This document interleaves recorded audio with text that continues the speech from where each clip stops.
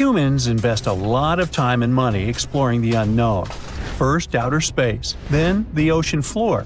But there's another frontier we're trying to conquer. Scientists call it the deep frontier. I'm talking about how far down to the Earth's core we've made it so far.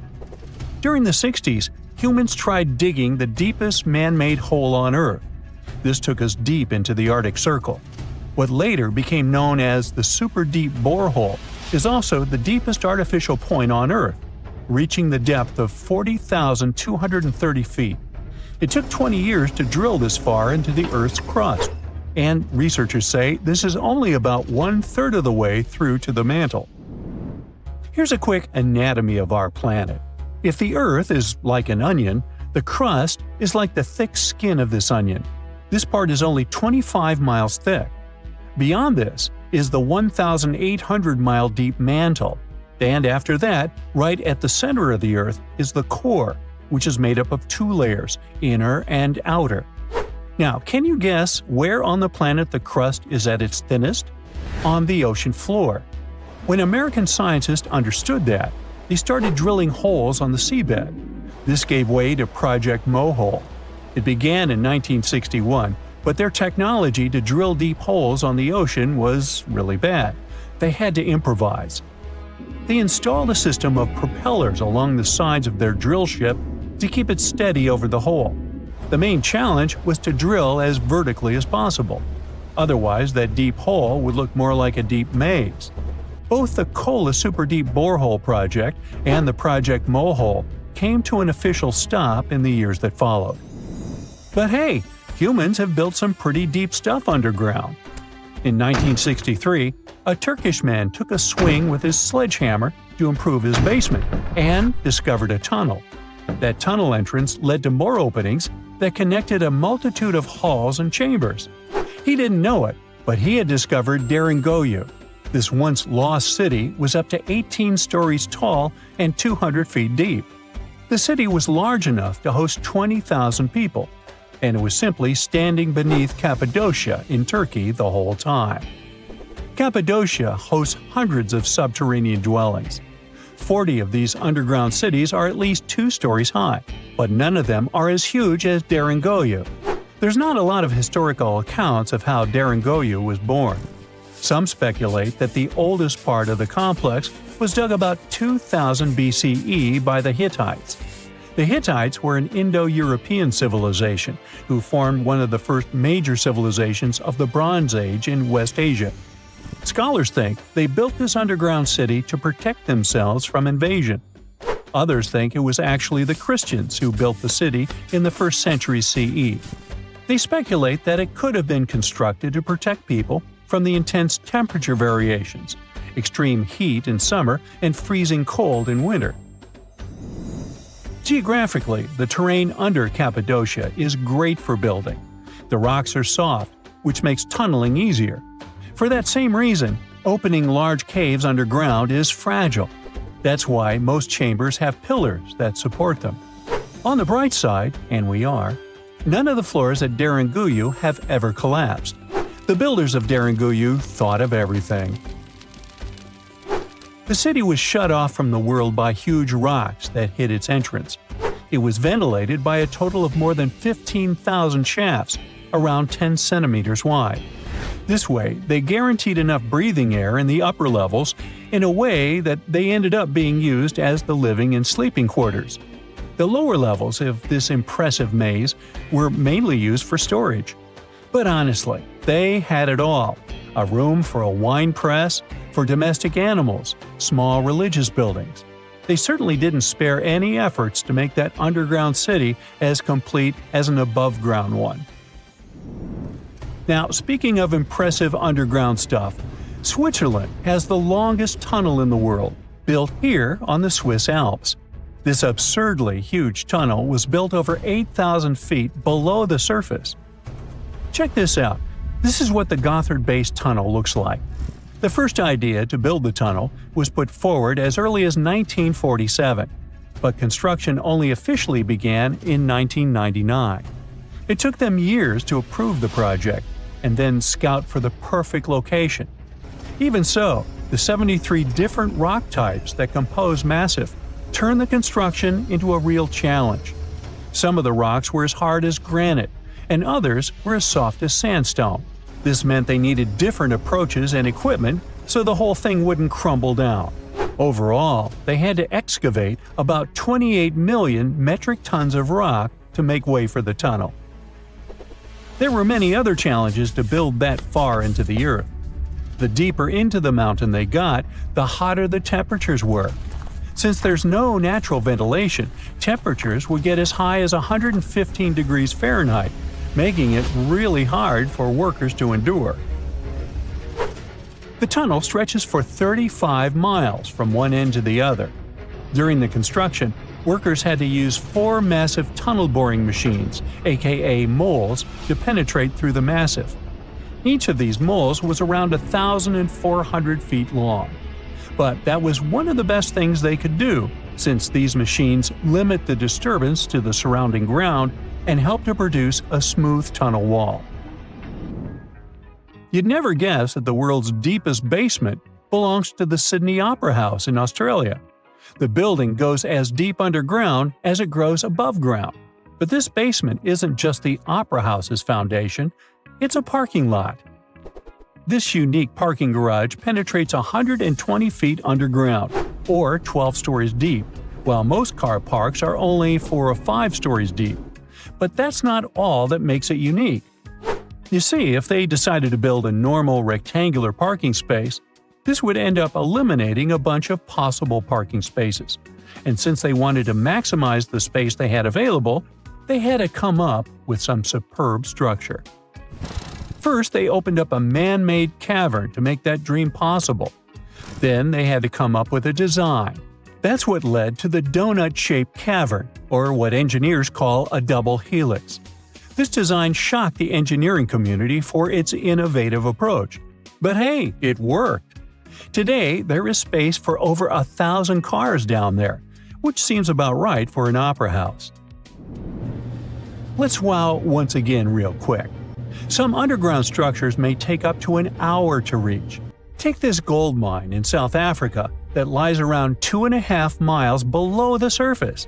Yeah, you may think, hey, it's just a couple of miles, why does it take an hour to get there? But the conditions are hard and it's not for the weak.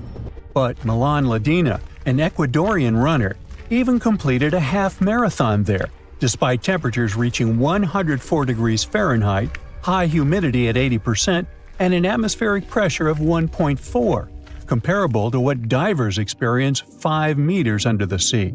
Yikes. You're walking down the street.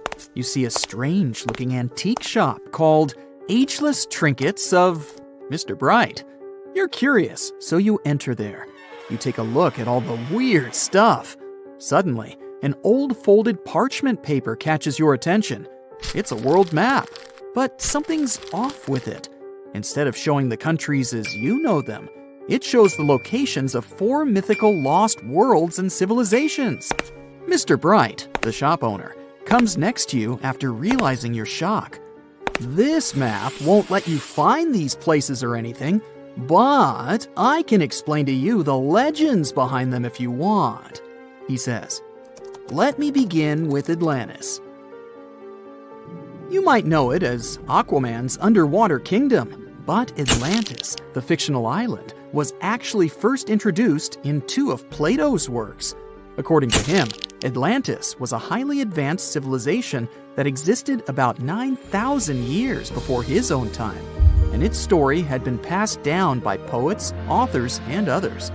He wrote about Atlantis and its citizens to give a moral lesson and to teach about the dangers of arrogance, as well as the eventual downfall of those who are after too much power.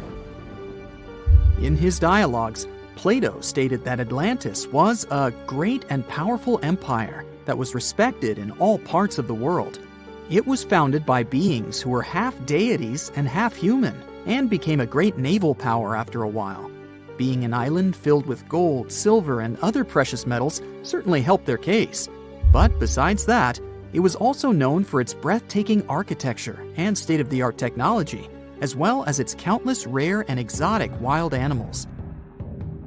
Atlanteans were proud of their great achievements and the perfection of their civilization, but their excessive pride was going to bring their downfall. They believed they were so superior that they could gain control over any nation. This led them to launch a series of invasions. They conquered many of the Mediterranean lands, but when it was time to enter Athens, Athenians pushed back with an extraordinary force, so the Atlanteans were finally defeated. Plato stated that deities then got angry at Atlanteans because of how wicked, greedy, and immoral they became. So they punished them by sending earthquakes, which caused Atlantis to sink beneath the sea. Although the earliest written records of Atlantis were Plato's works, some people still believed his story to be based on truth and tried to identify the island of Atlantis with actual countries.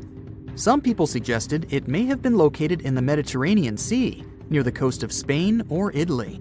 Others thought it may have been located in the Caribbean, off the coast of Central or South America, but there was no solid evidence to support any of these claims. One theory, in particular, seemed more plausible than the others, though. Located in the Aegean Sea, the island of Santorini was the home of a highly advanced Minoan society.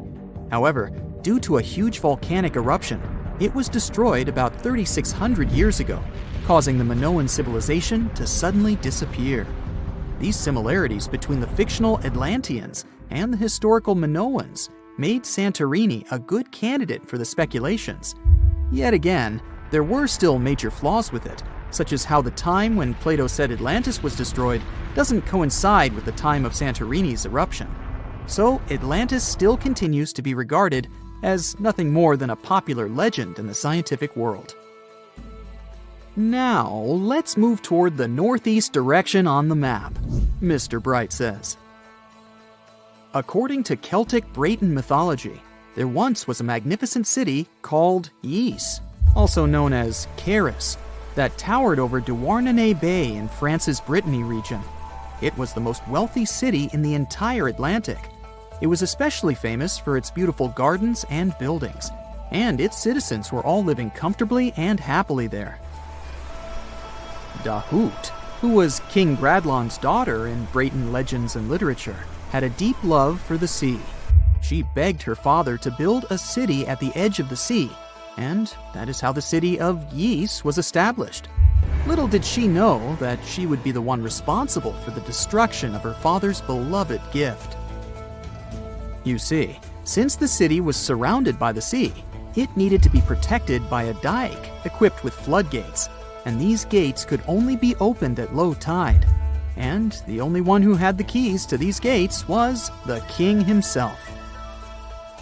One day, a handsome red knight arrived at the city, but couldn't pass the gates. Dahut was so taken by him that she wanted to let him in. She knew that her father was the keeper of the only key to the city, so she sneaked into his room and stole it from him. Then she gave it to the Red Knight so that he could enter the city and they could be together. However, the Red Knight turned out to be the Prince of Darkness, and he intentionally left the gate open to the raging sea. The waves soon swallowed all of Ys. King Gradlon was able to escape on his magical horse, but Dahut couldn't. She turned into an evil mermaid who lured sailors into the sea. Today, if you go to Quimper, a city in Brittany, northwest France, you can find the statue of King Gradlon riding on his horse. Although the city of Ys is a legend, Brittany coast locals believe that on the days when the waters are calm, you can still hear the tolls of the city bells deep under the sea, if you listen carefully. Mr. Bright then points at the Indian Ocean on the map and says, "Now, have you heard about Lemuria?" Back in the mid-1800s, a few scientists suggested that there was once a continent that existed in the Indian Ocean, somewhere close to the south of modern-day Sri Lanka. The first one to popularize this theory was the British lawyer and zoologist Philip Lutley Sclater. In his paper, The Mammals of Madagascar, he stated that he found lemur fossils in India, and not in Africa. However, this discovery was extremely shocking to him because of the fact that lemurs' original homeland, Madagascar, is much closer to Africa. He proposed that this was possible only if some larger continent connected the two once. He stated that this continent must have eventually sunk to the ocean floor.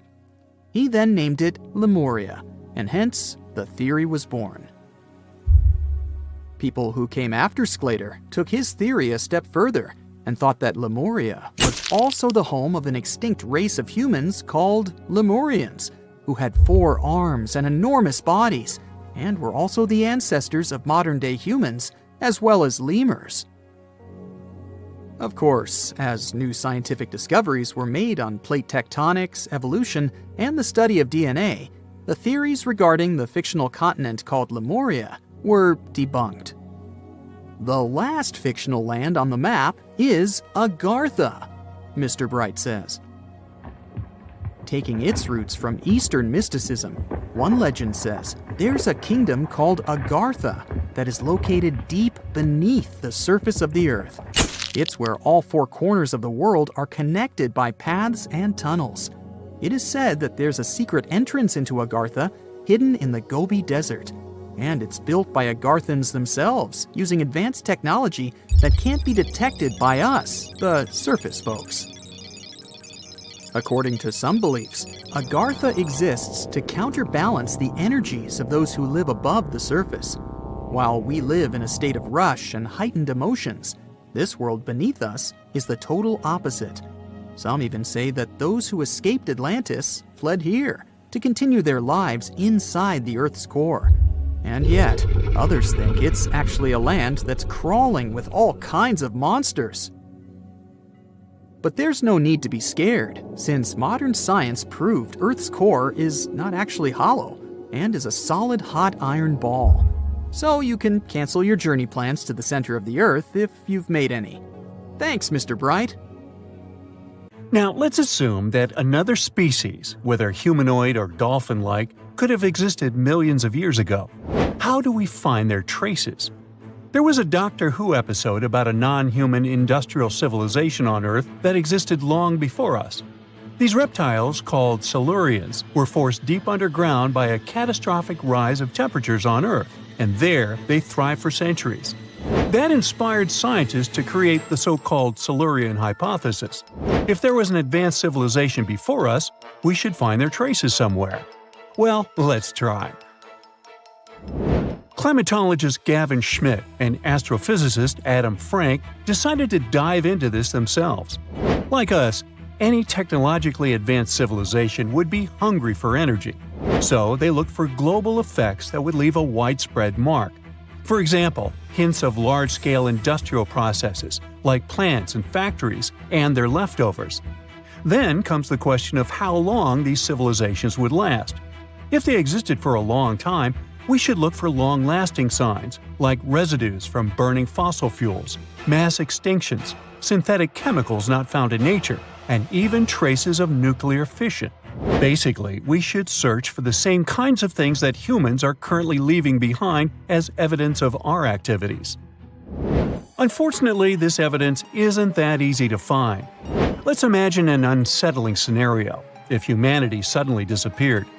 Even though it seems like we've left a lot of changes on our planet, the future civilization millions of years from now would struggle to find any remnants of our existence. Why?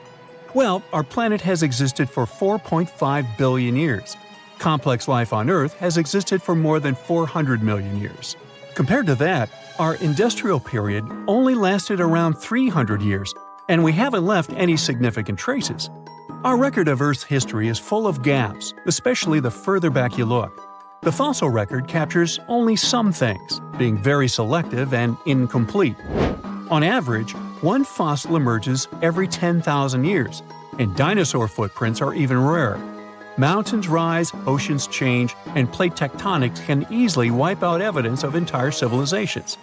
After a couple of million years, chances are any physical signs of a civilization would disappear. In order to find at least something, we have to look for things like odd sediment patterns or unusual isotopic ratios. Also, fossils mostly form in water, leaving us in the dark about creatures on land or in the jungles. So even if there was a technologically advanced society millions of years in the past, and even if they were far more advanced than us, we might struggle to find any clues of its existence. Frank and Schmidt try to understand how we could ever hope to spot signs of them. Discovering actual cities would be the ultimate proof of a Silurian-style civilization on Earth. But Adam Frank isn't too optimistic. Even now, our cities cover less than 3% of the surface, making it easy to miss ancient city ruins. Whether a city survives over tens of millions of years depends on whether the land around it is sinking, getting locked into a rock, or rising, getting worn away by rain and wind. So places like the French Quarter in New Orleans might have a better shot of making it into the geologic record than, say, Haight-Ashbury in San Francisco. When it comes to finding artifacts, the odds are pretty slim as well. No prehistoric iPhone would survive millions of years, fancy glass or not. Finding their fossilized remnants might be a bit more promising, but it's still tricky. Considering modern humans have only been around for about 100,000 years, it's quite possible that we might overlook any traces of an earlier advanced species. There is one thing, though. We could stumble upon their traces in rocks. Our current chaotic era might leave a distinct mark on the Earth's geological history, especially since we're basically experiencing PTM 2.0. I'll get to that in a moment. So they try to look at the changes in the carbon cycle. Humans have been releasing a lot of fossil carbon since the 18th century. This leaves a special mark in the carbon isotope ratio, like a signature that shows the difference between carbon in living things, such as seashells, and carbon in lifeless volcanic rock. Scientists also look for signs in the way sediments are arranged. Large coastal deltas might mean that there were bigger rivers made by folks in this hypothetical civilization. Traces of nitrogen could suggest big-scale farming, where they used a lot of fertilizer. Spikes in metal levels in the sediment could mean runoff from heavy industries. Of course, a single find like that wouldn't tell us anything. Schmidt says the key is to look for multiple signs together. Without clear artifacts, the uniqueness of an event might show in various clues rather than a set of changes linked to a single cause. On a quest for Silurian-style clues, scientists even decided to check the Moon. Some astronomers find it surprising that no one has looked into this before. They even joked about the possibility of dinosaurs building rockets and leaving traces on the Moon or other celestial bodies. These astronomers think that Earth-like planets tend to erase signs of civilizations on their surfaces. So they're exploring the wild notion that these beings might have been space travelers. In that case, remnants of their technology, known as technosignatures, could be lurking not only on our Moon, but also on asteroids, or even buried on Mars. There they might endure for millions or even billions of years. Unfortunately, so far, despite digging into the past 380 million years and examining all suspicious events, the researchers haven't found a clear match for a technological civilization. They don't give up, though. Frank calls for more investigation. For example, we could study how modern industrial chemicals stick around in ocean sediments. This, he believes, could help us identify similar chemical traces in the Earth's history. If there are no traces, why do we even bother to find something like that? This research is based on Schmidt and Frank's recent papers. They were delving into the Anthropocene. It's the proposed epoch, dominated by human activities on Earth. It's full of these things called hyperthermals. They're prehistoric events when temperatures on Earth sharply increased over a relatively short time. They're like extreme heat waves from the past. A great example of this is the Paleocene-Eocene thermal maximum, or PETM for short. It happened around 55.5 million years ago and saw a rapid rise in global temperatures. Over 200,000 years, the average temperature on Earth jumped from about 9 to 14 degrees Fahrenheit. We study these hyperthermals to understand how they occurred, from natural causes or human activities. So, these hyperthermals sparked the genesis of Frank and Schmidt's research. To study them, scientists started examining chemical signals and tracers left in rocks. When doing that, Schmidt and Frank uncovered some eerie parallels between all the climate issues we have today and past periods of rapid temperature shifts. There's a close similarity between the Pedum and other hyperthermal events. So all this work isn't just about solving a historical mystery. Understanding our impact on the environment can guide us to finding better ways to live in harmony with the planet and avoid becoming a forgotten species in the future. Our Milky Way is filled with lots of planets that could be just right for life, but we don't know if there are other civilizations out there. Earth is the only place we know of with living beings. About 200 years ago, people wondered if there might be civilizations on Mars. Back then, it was a real question. But once we got pictures from space probes, we decided there wasn't any evidence for it, and that idea got stuck in our minds. Now, it's not even considered a valid topic for serious science. It's seen as kind of silly. But no one has set clear limits on what could have happened on our own planet a really long time ago. So, even if there is no proof, we shouldn't throw away the possibility. Don't forget, it took humanity a while to recognize dinosaurs. Maybe Silurians are just patiently waiting for their time. Imagine you get to be an archaeologist for the day. You'll travel the world to solve the mystery of long-lost civilizations that disappeared without a trace. Grab your chisel and fedora, and let's go. You arrive at the American Southwest, where an ancient mystery is waiting to be solved. You make your way to Chaco Canyon, just outside of Albuquerque, New Mexico. It's hot and dry in this deserted area. You're here to visit the ancient ruins of the Anasazi people. It's said that they were a thriving civilization that met a mysterious end. You hike a few miles before you begin to make out the shape of dwellings, constructions built of stone in the middle of the canyon. This is Pueblo Bonito, a 10th century complex that contains as many as 800 rooms and stands over 5 stories tall. The buildings are beautiful and made from sandstone. To access the complex, its inhabitants built a 400-mile network of roads, some of them 30 feet wide. You can't wrap your head around the fact that it was built so long ago. Everything looks so well preserved. The Anasazi reigned over the so-called Four Corners region from 100 CE to around 1600 CE. During this time, they built a civilization that sprawled over 30,000 square miles, including Colorado, New Mexico, Utah, and Arizona. Standing inside a huge kiva, an underground ceremonial chamber, you wonder what happened to the Anasazi people. Scientists have analyzed tree rings and found out that the Anasazi population lived through a period of great drought.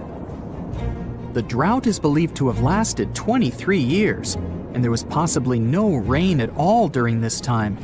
This definitely affected their livelihood, from malnutrition to battles over food and resources.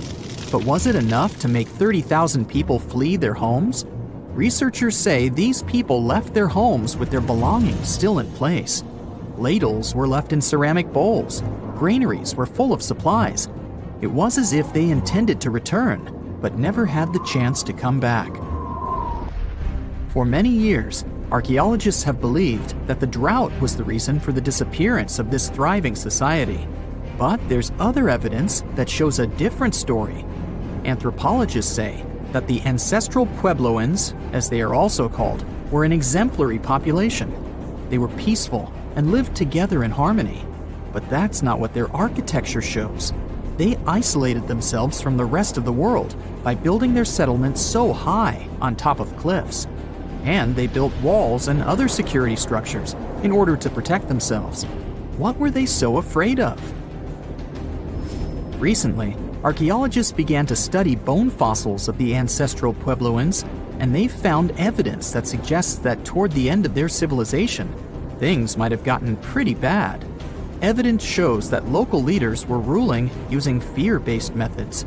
Severe punishment started to be inflicted on those who did not follow their strict rules. Why this happened is still a mystery, and you might need many other excavation trips to find out the truth. It's lucky that your next destination is really close by. Still in New Mexico, you'll visit the Blackwater Draw. It's a national prehistoric site that holds the story of the Clovis people. You're shocked to find out that the Clovis are possibly the oldest humans to have inhabited the U.S. They were the first humans to allegedly cross the Bering Strait and follow the ice-free trails down to the U.S.'s southern plains. Try to picture what this area looked like when the Clovis people roamed this land. A huge spring-fed lake with mammoths, giant sloths, saber-toothed tigers, and bison much bigger than the ones we have today wandering around. The archaeological site you're visiting shows that the Clovis population were big game hunters. You're able to identify the bones of several mammoths and even the stone tools that our prehistoric ancestors used to hunt them. Some of these date back to 13,000 years ago, aka the end of the last ice age. You're presented with two possible theories on the disappearance of the Clovis population. It's possible that during the final 1,500 years of the last ice age, changes in climate caused a shortage of food. Scientists also believe that this situation was worsened by overhunting. Another theory suggests that a large meteor hit North America, and this was enough to alter the climate and make the Clovis people migrate southward to try to survive. But the truth is, there's no evidence that any of that happened. Next, you'll fly to the Pacific Ocean, to the mysterious Easter Island. This place has left us with many questions, from the building of 13-foot-high face statues to the sudden disappearance of the Rapa Nui people who inhabited the area. You approach the island at Anasazi, a white sandy beach on the island's northern shore. Researchers believe this area was one of the first settlements of the Rapa Nui. You could say you're standing at the end of the world, as you're over 3,000 miles away from South America and 1,000 miles away from the nearest island. Around 800 CE, when the first humans arrived, the island was an oasis. Today, the area is mostly deserted. You get your first clue on the fall of the Rapa Nui from an excavation pit you open at the beach. There's clear evidence of human presence: charcoal, tools, and bones, some of them belonging to rats. Bingo! When humans arrived at Easter Island, they brought along rodent companions. They probably didn't know this at the time, but these rodents would contribute largely to their demise. Rats love palm trees, which helped to deforest the natural vegetation of the island gradually over the years. But there's another clue. Looking into genetic data, you discover that South Americans came into contact with the Rapa Nui around 1722. What might have happened to this population is the same that happened to other more isolated groups. The contact with foreign groups brought about diseases that possibly led to the end of the Rapa Nui. To finish off your trip, you're headed to Cambodia. The country was once home to the great Khmer Empire from the 9th century CE to the 15th century CE. The ruins of this place are magnificent. Your main excavation site is the Plains of Angkor, built alongside the Mekong River. This huge site was the most important Khmer city at the time. Just FYI, Angkor actually means capital city in the Khmer language. The Khmer were able to build a huge network of roads connecting Angkor with the rest of the empire. And it's believed that up to 1 million people were spread throughout the Khmer Empire at its peak days. It was the largest pre-industrial city in the entire world. It's comparable in size to modern-day Los Angeles, just so you can get an idea. The Khmers were also master builders and engineers. They managed to build a complex irrigation system that helped their rice farming through the centuries. And to connect their cities, they built almost 500 miles of intricate highways and bridges. Oh, and not to mention the complex architecture of their religious buildings, such as Angkor Wat, one of today's most visited tourist sites in Cambodia. It took over 30 years to build, and it spreads over almost 500 acres. Back in the day, its towers were probably decorated with gold, but today, the site is a maze of vine-covered temples. Like your fellow researchers that came here before you, you're unsure of what caused this civilization to be wiped off the map. One possible guess has to do with the climate in the region. Strong monsoons might have caused massive floods and severe damage to the infrastructure, especially to the water system the Khmer people heavily relied on to survive. But another reason could have been regional conflict and immigration. Toward the end of the 15th century, the empire started to decline in numbers, and this could have weakened its strong power. You might not go home with many answers, but you've certainly learned a lot, huh? The unanswered mysteries surrounding ancient civilizations have been a source of inspiration for many conspiracy theorists. In fact, some of these mysteries are so interesting that many of us either already believe them or would like to.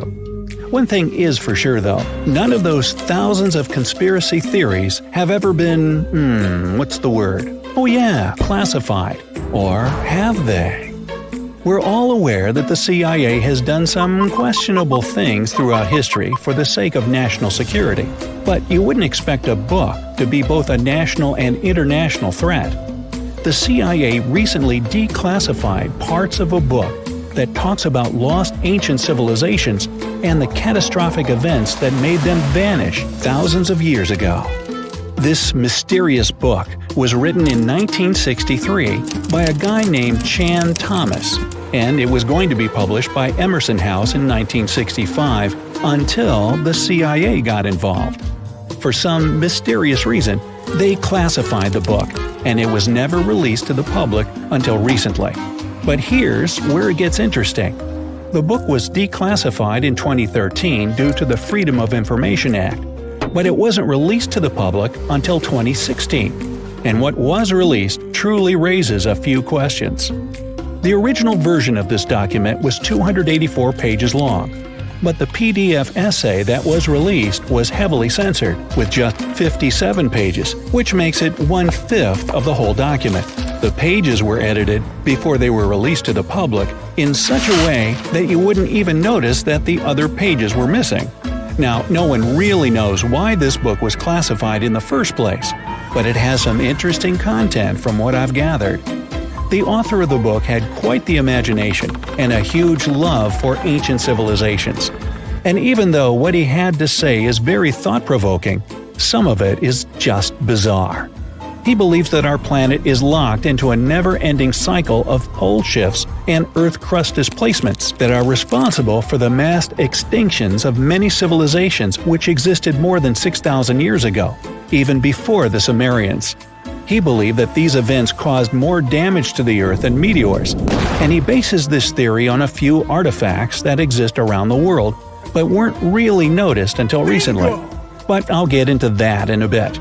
Those mass extinctions that the book talks about include the end of the Ice Age, when huge 2-mile-thick ice sheets disappeared from northern Europe, Northern America, and Canada, and caused 100 species to go extinct. And here's how the author illustrates his hypothesis. He believes that there was a geomagnetic pole shift which caused catastrophic changes to both the atmosphere and the Earth's crust, resulting in the extinction of many civilizations over time.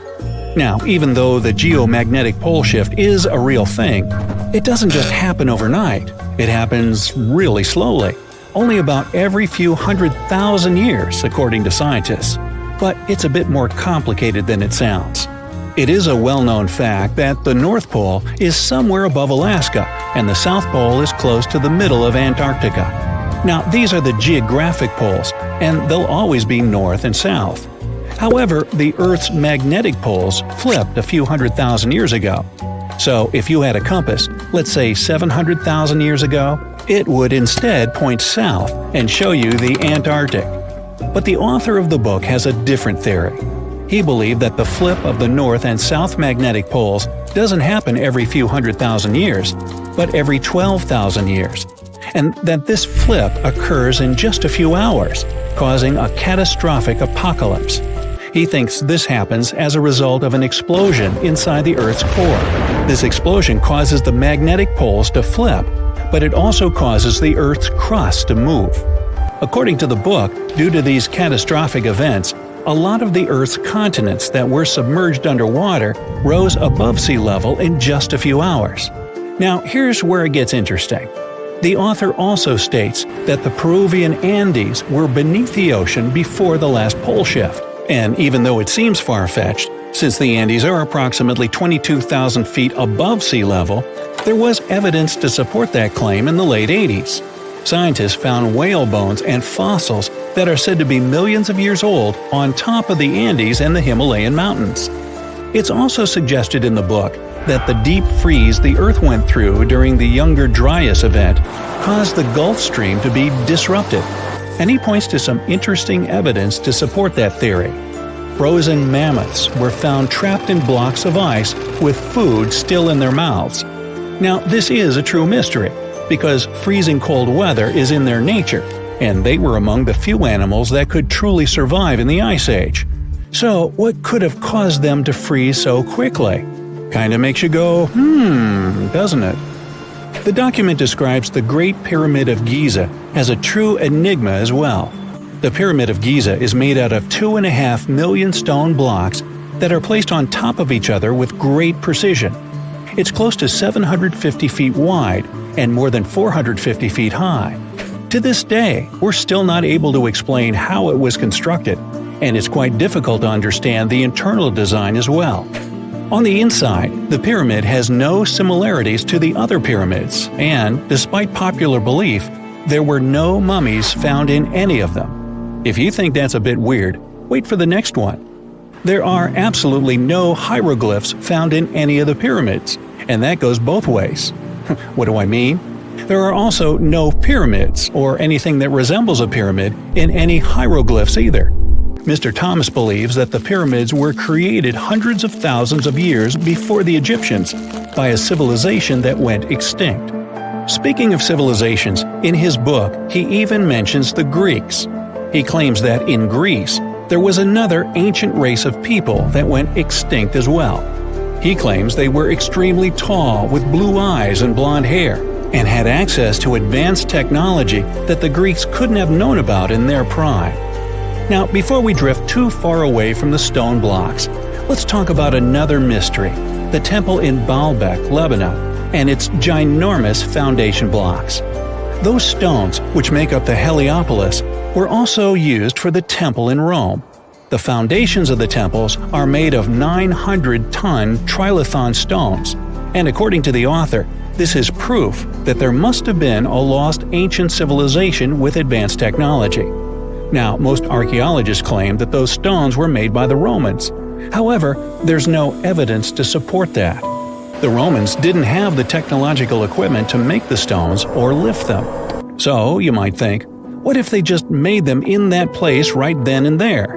Well, those stones were also lifted 30 feet high and were placed next to each other with mathematical precision.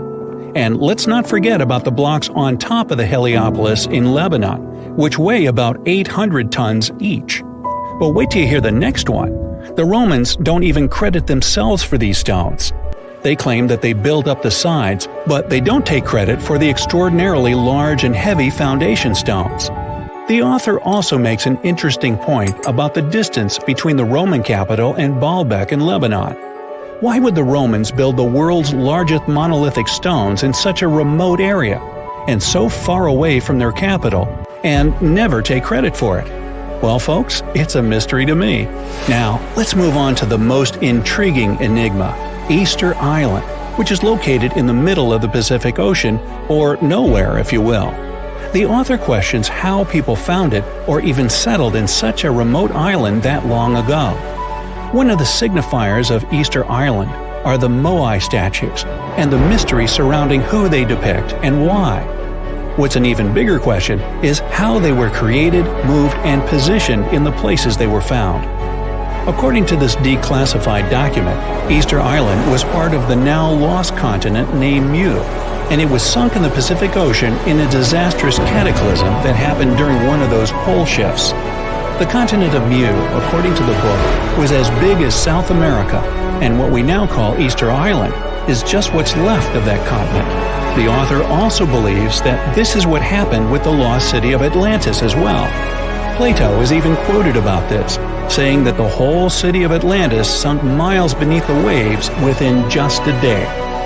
Even though the whole story sounds very intriguing and makes some interesting points, we know that, scientifically speaking, a cataclysmic pole shift causing entire civilizations to go extinct isn't possible. It's the first day of your long-awaited trip to the Amazon forest. You flew all the way to South America. More specifically, you landed in the city of Manaus. It's the heart of the Brazilian Amazon. So far, you've traveled by air, car, and now water. You are on a tiny boat, moving through the dark waters of the Amazon River. Yes, the river is also called the Amazon. And just FYI, it's the second longest river in the world. It loses only to the Nile River in Egypt. The Amazon sprawls for an impressive 2,700 square miles, beginning in Peru and ending only when it meets the Atlantic Ocean off the coast of Brazil. To get a closer look at the forest, you decide to start by exploring it by boat. First up, you watch some piranha fishing. You can even try to catch one yourself if you like. As you may know, piranhas are carnivorous fish that inhabit the Amazon River, so it might not be your best option to go swimming in these waters. One of the most emblematic species of alligators present in the Amazon River basin is the broad-snouted caiman. It looks pretty much like a regular alligator, except for the fact that it has a yellow chin. Your guide leaves the boat and searches the water to show you a caiman up close. He also tells you of another legendary creature that lives in the dark waters of the river, the pink dolphin. Lucky you get to witness a family of pink dolphins showing their fins near your boat. They look magical from the place where you're sitting. You've probably never known dolphins can be pink, huh? After a few mesmerizing moments, you discover that the dolphin's pink color is nothing but an illusion. The animals are originally pinkish-gray, but due to the brown colors of the Amazon River, they look vivid pink when you stare at them from above. Your guide tells you that the pink dolphin is a central character of Brazilian folklore. Locals believe that the pink dolphins can turn into humans and wander off into towns at night. You get off your boat near one of the entrances to the forest. Now you're going to continue your trip on foot. Your guide says that you are venturing into very dangerous terrain. The Amazon is home to some of the creepiest species of wildlife on the globe, but don't worry, we'll get to see a lot of them today. You've come prepared, of course. Bug spray, a raincoat, and your sharp eyes. Inside the jungle, you need to be alert at all times. You may have heard legends of the anaconda, a snake that can swallow animals as big as a cow in one go. Sorry to break it to you, but those are not just legends. Reptiles like these do actually exist. They live deep in the jungle. Is it right there, moving between the trees? Is it a spider? The so-called Goliath bird-eater is a monster spider. Its legs can grow up to a foot in length, and the spider itself can weigh around 6 ounces. It's also known as the king of tarantulas. You shouldn't get too close, of course. It's not venomous to humans, but its bite can surely sting. As its name suggests, the Goliath bird-eater can even eat birds, as long as they are smaller than it is. Up next, you run into another species of spider that draws your attention.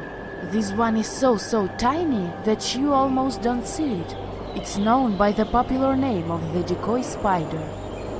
You see one of its creations, a gigantic spider built by the tiny Clovis spider in order to scare off large predators.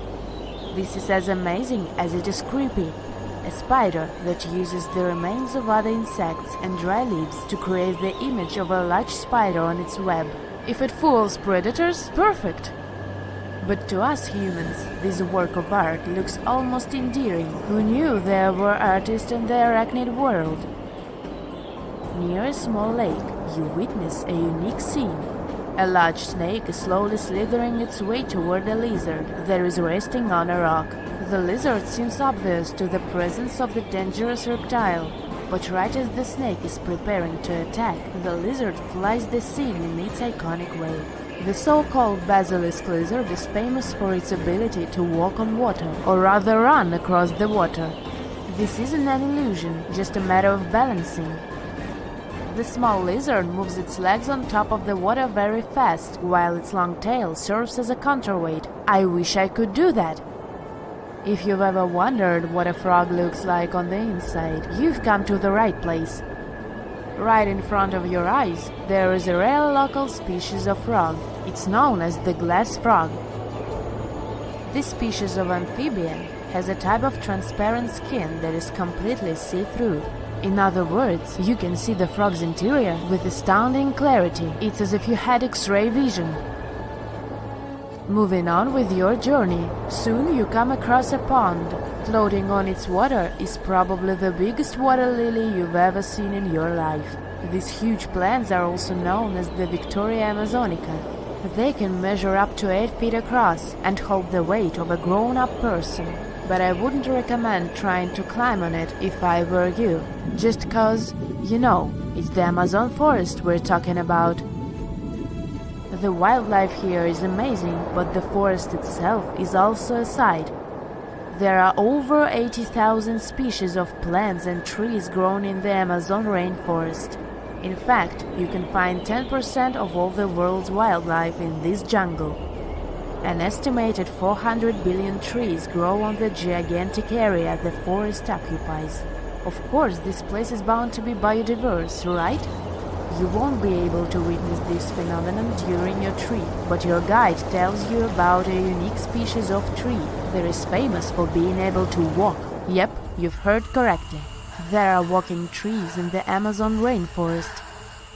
They don't have legs or anything like that, but they do move around in search of better lighting conditions. The Amazon canopy is so thick that only 1% of sunlight can reach the forest floor. Because of this, some trees end up getting less sunlight than others. The so-called walking palm trees seem to be adapted to this situation. They grow new roots, which helps them move for 1 to 2 inches per day. They can walk up to 65 feet per year. Maybe that's what inspired John Ronald Reuel Tolkien to create ants, huh? Those are pretty similar tree beings that roam freely around the world. I kid you not, it's not only wildlife that inhabits the Amazon. Actually, over 30 million people live in the forest. And there are also ancient settlements that scientists believe to have been thriving there. And I'm not talking about El Dorado, that's just a myth. But in 2018, a groundbreaking study showed that up to 1 million people probably inhabited the Amazon, between 1250 and 1500 CE. Can you imagine that? Working alongside local indigenous people, researchers from the University of Florida found several mounds in the Amazon. Besides these mounds, they also discovered interesting ditches and geoglyphs. After mapping all of these recurring mounds, scientists understood that this was a sign of an ancient settlement. They found remnants of carefully designed walls centered around plazas. This could only mean that these ancient cities were big and could host hundreds of thousands of people. These findings brought back the idea that the Amazon could have been home to thriving civilizations way before the Europeans arrived there. But rather than cities drenched in gold, they were simply well-developed agricultural societies. The South Pole is more than penguins and endless snow. There's a hidden ghost world within it. Look, it's right here on the globe. Don't confuse Antarctica with the Arctic, which is at the top of our maps. Much smaller in size, and, let's face it, way less mysterious. The ice sheet covering Antarctica is about 1 to 3 miles thick, which is up to 16 Eiffel Towers stacked on each other. This massive blanket hides the true features and contours of Antarctica's land. We still don't know much about this mysterious continent, and it is ice and snow that are to blame. We still don't even know the true shape and size of this continent. Mapping Antarctica without some huge shovels is an incredibly hard task. But satellites learn to penetrate the ice with their cameras. And now we know there's actually an enormous, dramatic ancient landscape beneath the snow. The ghost of the past. About 90 million years ago, Antarctica was a much warmer place. It was actually a lush rainforest with tons of plants and probably teeming with life. It even had rivers flowing through it. Then the ice came. This happened about 34 million years ago, during the transition from the Eocene to the Oligocene, when our planet cooled significantly. It was the beginning of one of our several ice ages. The land remained, but now was hidden under ice and snow that got thicker and thicker. To a regular eye, Antarctica turned into a white desert, vast, flat, and featureless. Time went on. This massive ice sheet moved around, smoothing and shifting the ground beneath it. Over the millions of years, it changed what the land looked like. Now, if we looked under the ice, it wouldn't hold any signs of the original South Pole, except for one place. In areas where the ice is especially thick and doesn't move much, like in East Antarctica, it has actually worked the other way around. It became like a super thick blanket that protects the land. Normally, things like wind or rain slowly wear away the ground over time, changing its shape. But since we have this protective ice blanket, it prevents these natural processes from reaching the stuff underneath. So, the ground stayed almost the same for millions of years, like it's been frozen in time. This special area near the Aurora and Schmidt subglacial basins has become the ghost of Antarctica's landscape.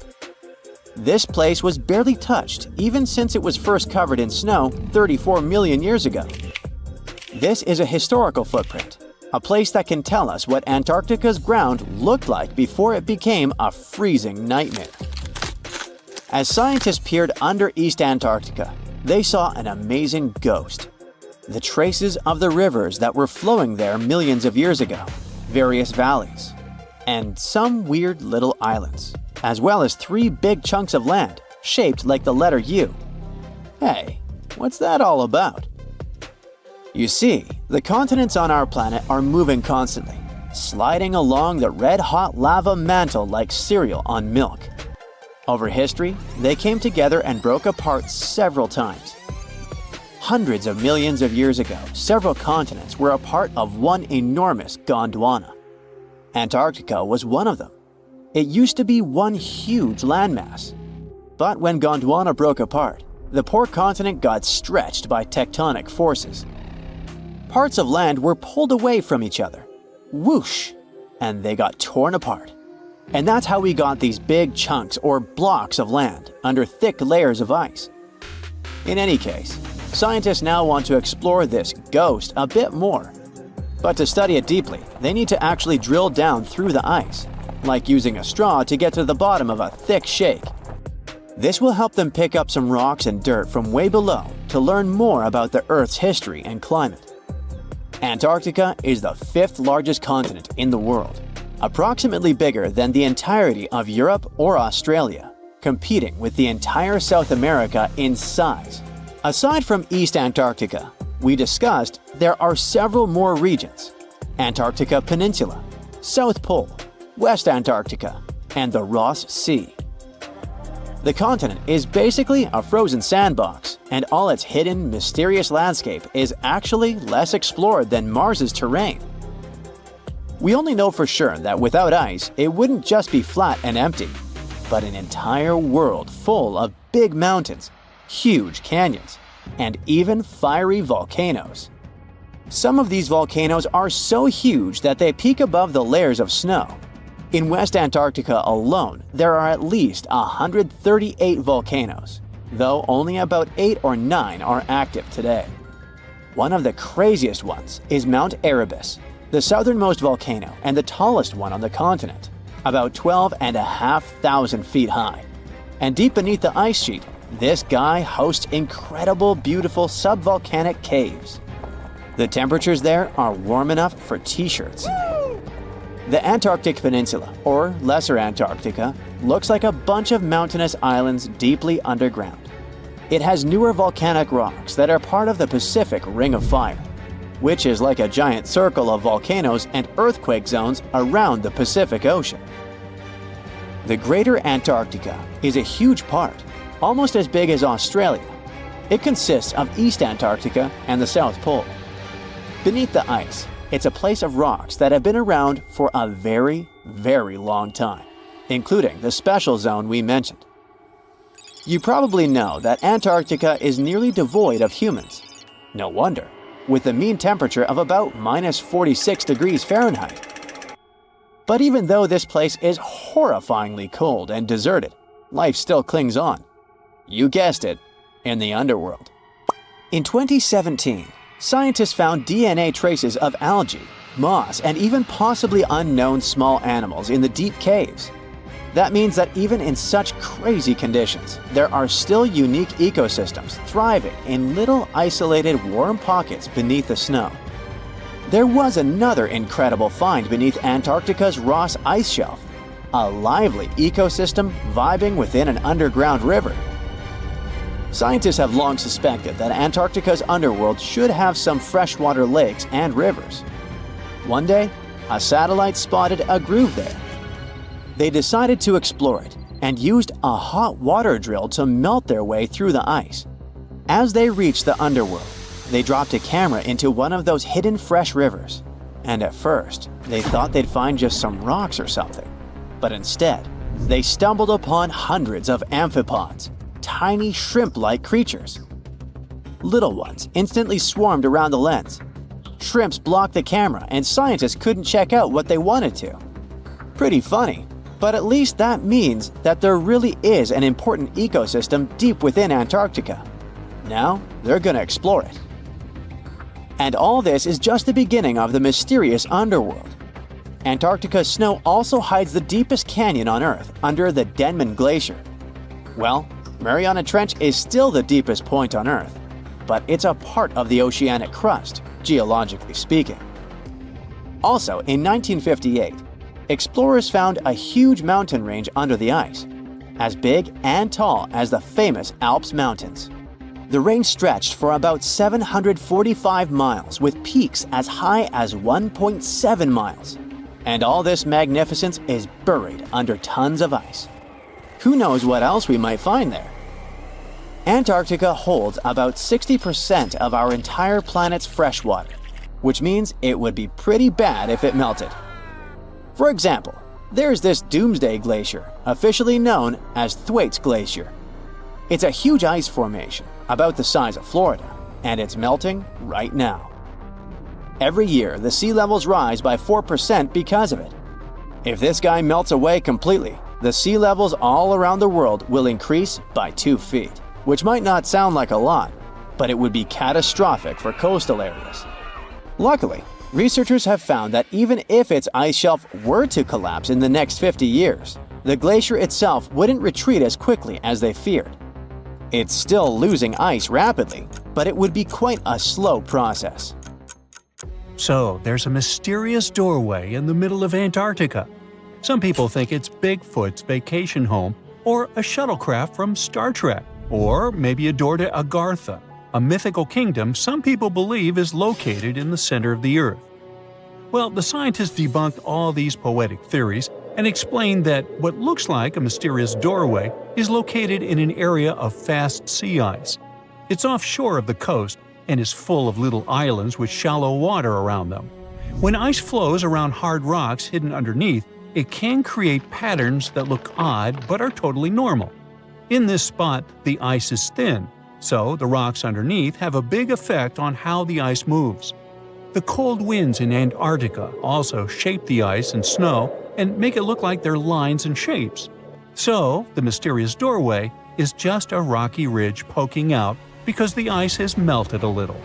The top of the doorway is the tip of the rock, and the sides are snowy trails left by strong winds blowing in the same direction. It's essentially an iceberg that got stranded and is melting in one place. One YouTuber found another out-of-place mysterious object more than 150 miles off the shore of Antarctica, a 400-foot-long ice ship. The internet went wild with theories like that the ship must have ended up there right from the Bermuda Triangle. But there was no scientific proof that it was a ship and not just a large chunk of ice.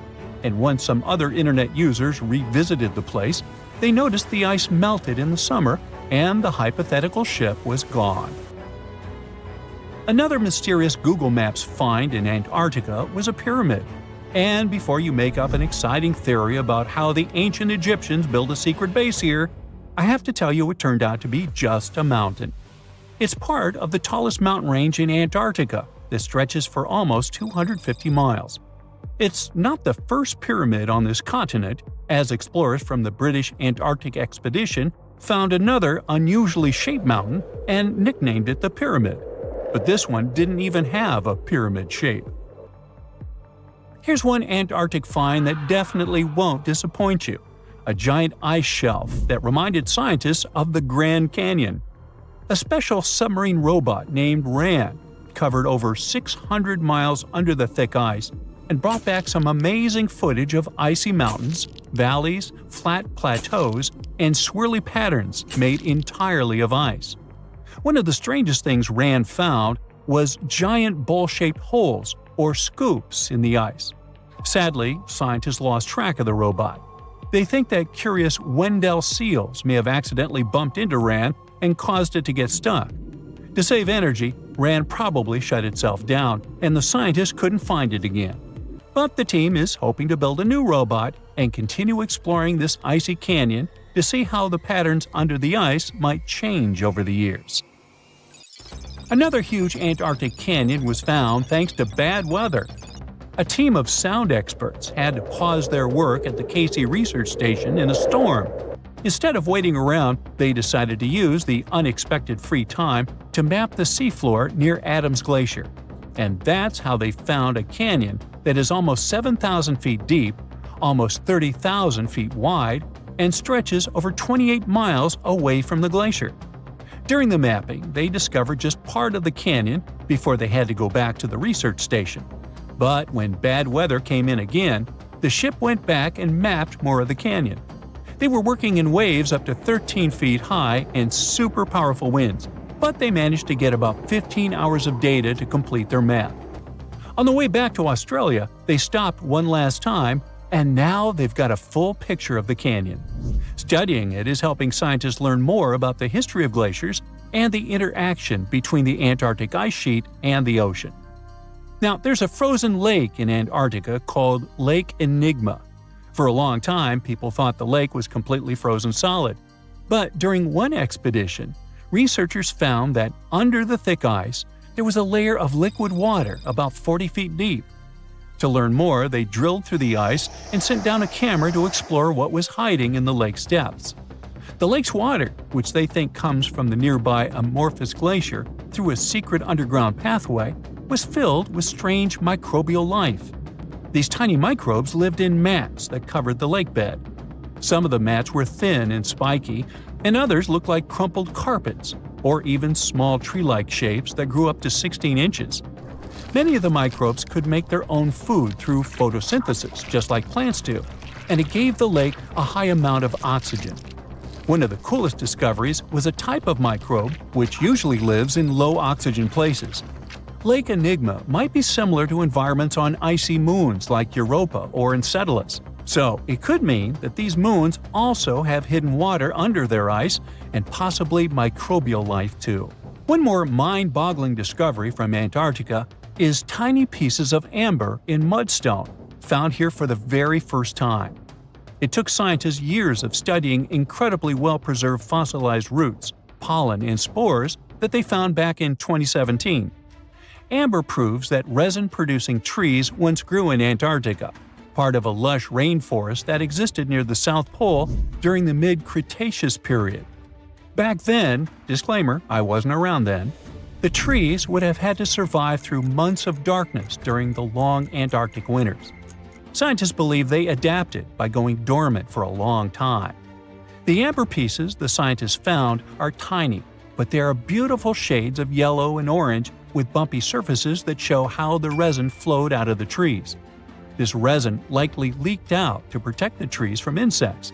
It was preserved because water quickly covered it and kept it safe from sunlight and air.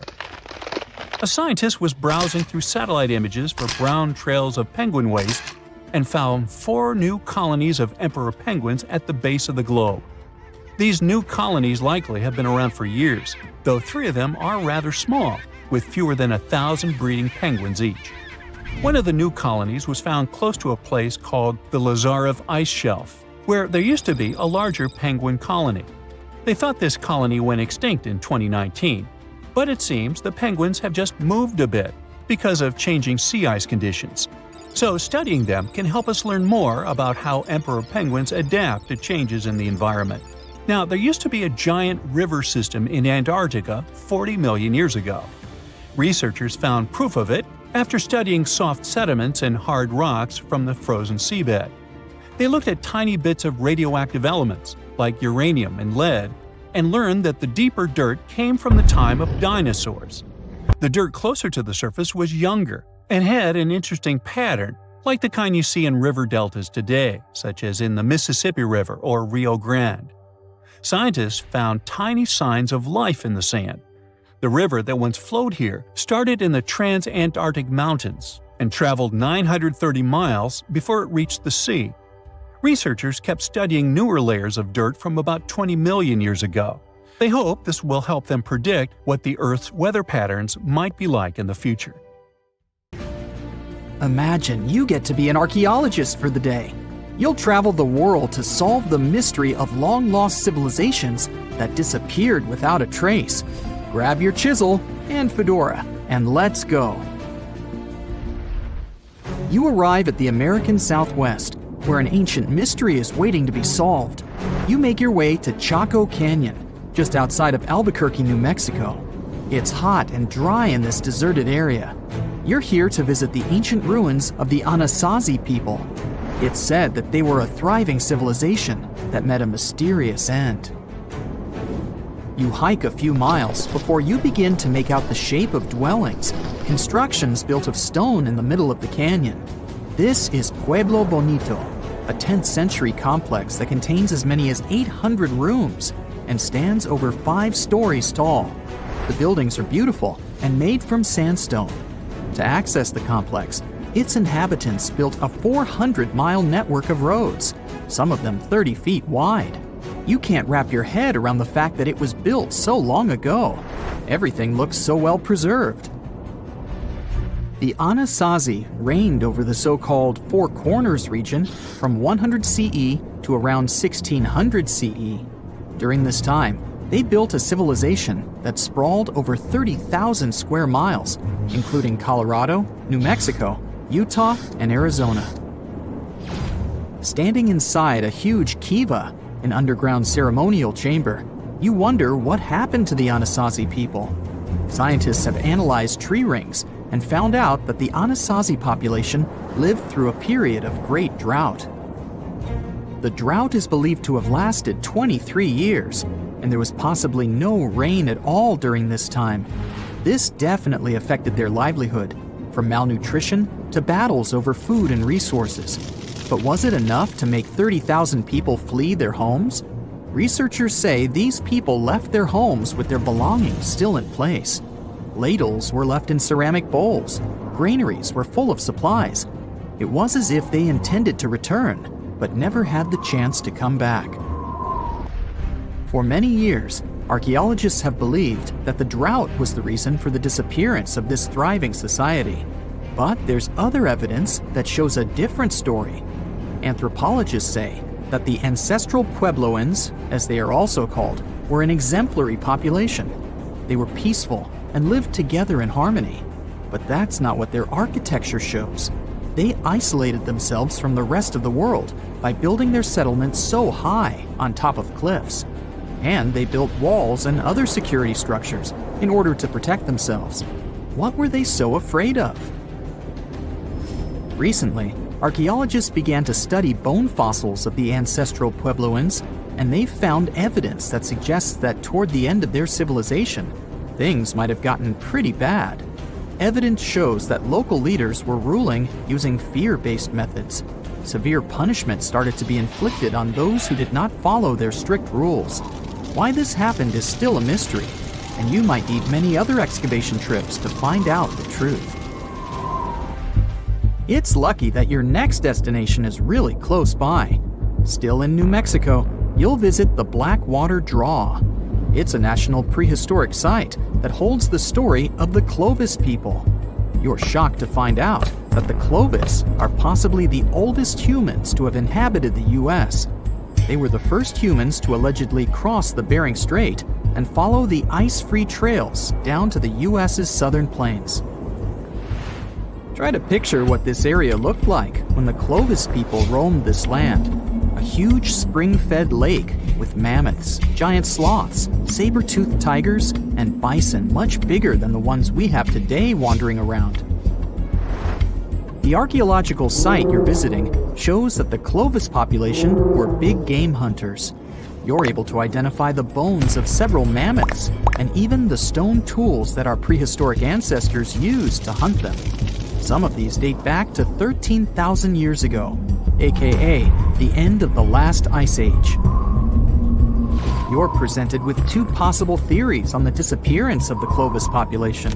It's possible that during the final 1,500 years of the last ice age, changes in climate caused a shortage of food.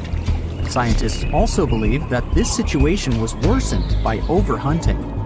Another theory suggests that a large meteor hit North America, and this was enough to alter the climate and make the Clovis people migrate southward to try to survive.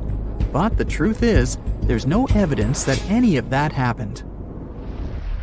Next, you'll fly to the Pacific Ocean, to the mysterious Easter Island. This place has left us with many questions, from the building of 13-foot-high face statues to the sudden disappearance of the Rapa Nui people who inhabited the area. You approach the island at Anakeena, a white sandy beach on the island's northern shore. Researchers believe this area was one of the first settlements of the Rapa Nui.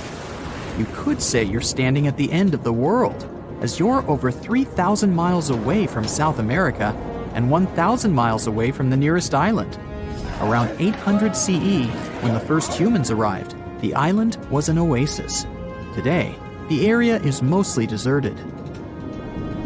You get your first clue on the fall of the Rapa Nui from an excavation pit you open at the beach. There's clear evidence of human presence: charcoal, tools, and bones, some of them belonging to rats. Bingo! When humans arrived at Easter Island, they brought along rodent companions. They probably didn't know this at the time, but these rodents would contribute largely to their demise. Rats love palm trees, which helped to deforest the natural vegetation of the island gradually over the years. But there's another clue. Looking into genetic data, you discover that South Americans came into contact with the Rapa Nui around 1722. What might have happened to this population is the same that happened to other more isolated groups. The contact with foreign groups brought about diseases that possibly led to the end of the Rapa Nui. To finish off your trip, you're headed to Cambodia. The country was once home to the great Khmer Empire from the 9th century CE to the 15th century CE. The ruins of this place are magnificent. Your main excavation site is the Plains of Angkor, built alongside the Mekong River. This huge site was the most important Khmer city at the time. Just FYI, Angkor actually means capital city in the Khmer language. The Khmer were able to build a huge network of roads connecting Angkor with the rest of the empire. And it's believed that up to 1 million people were spread throughout the Khmer Empire at its peak days. It was the largest pre-industrial city in the entire world. It's comparable in size to modern-day Los Angeles, just so you can get an idea. The Khmers were also master builders and engineers. They managed to build a complex irrigation system that helped their rice farming through the centuries. And to connect their cities, they built almost 500 miles of intricate highways and bridges. Oh, and not to mention the complex architecture of their religious buildings, such as Angkor Wat, one of today's most visited tourist sites in Cambodia. It took over 30 years to build, and it spreads over almost 500 acres. Back in the day, its towers were probably decorated with gold. But today, the site is a maze of vine-covered temples. Like your fellow researchers that came here before you, you're unsure of what caused this civilization to be wiped off the map. One possible guess has to do with the climate in the region. Strong monsoons might have caused massive floods and severe damage to the infrastructure, especially to the water system the Khmer people heavily relied on to survive. But another reason could have been regional conflict and immigration. Toward the end of the 15th century, the empire started to decline in numbers, and this could have weakened its strong power. You might not go home with many answers, but you've certainly learned a lot, huh?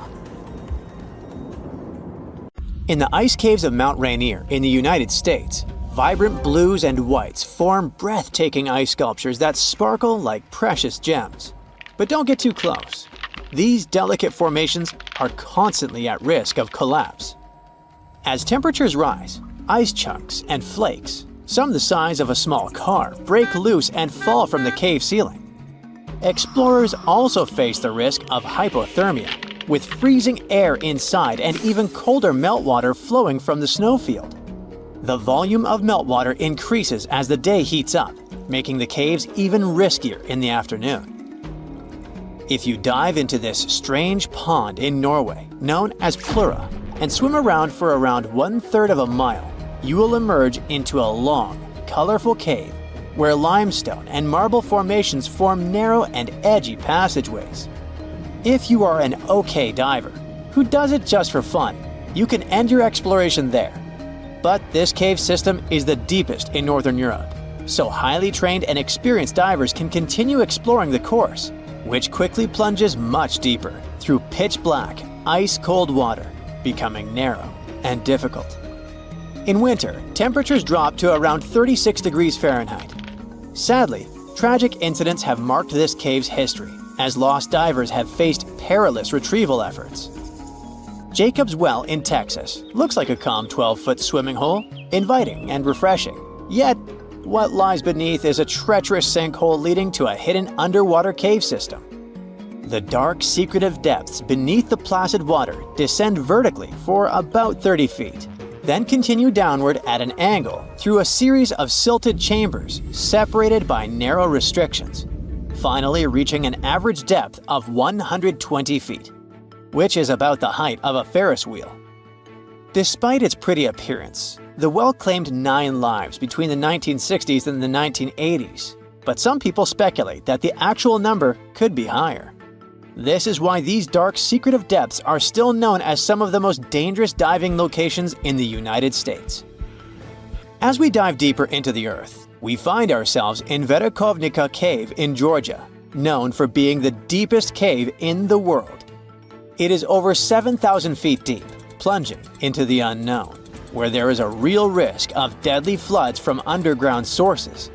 At the deepest level you can reach, there's a stunning turquoise lake surrounded by jet-black limestone. It is described as a beautiful yet eerie spot that can quickly turn into a scenario where you need to fight for survival.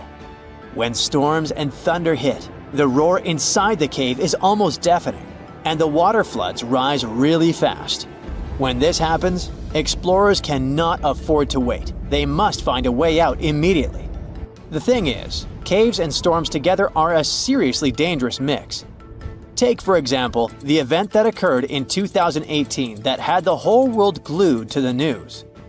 12 boys from a junior soccer team went exploring in Thailand's Chiang Rai province with their coach.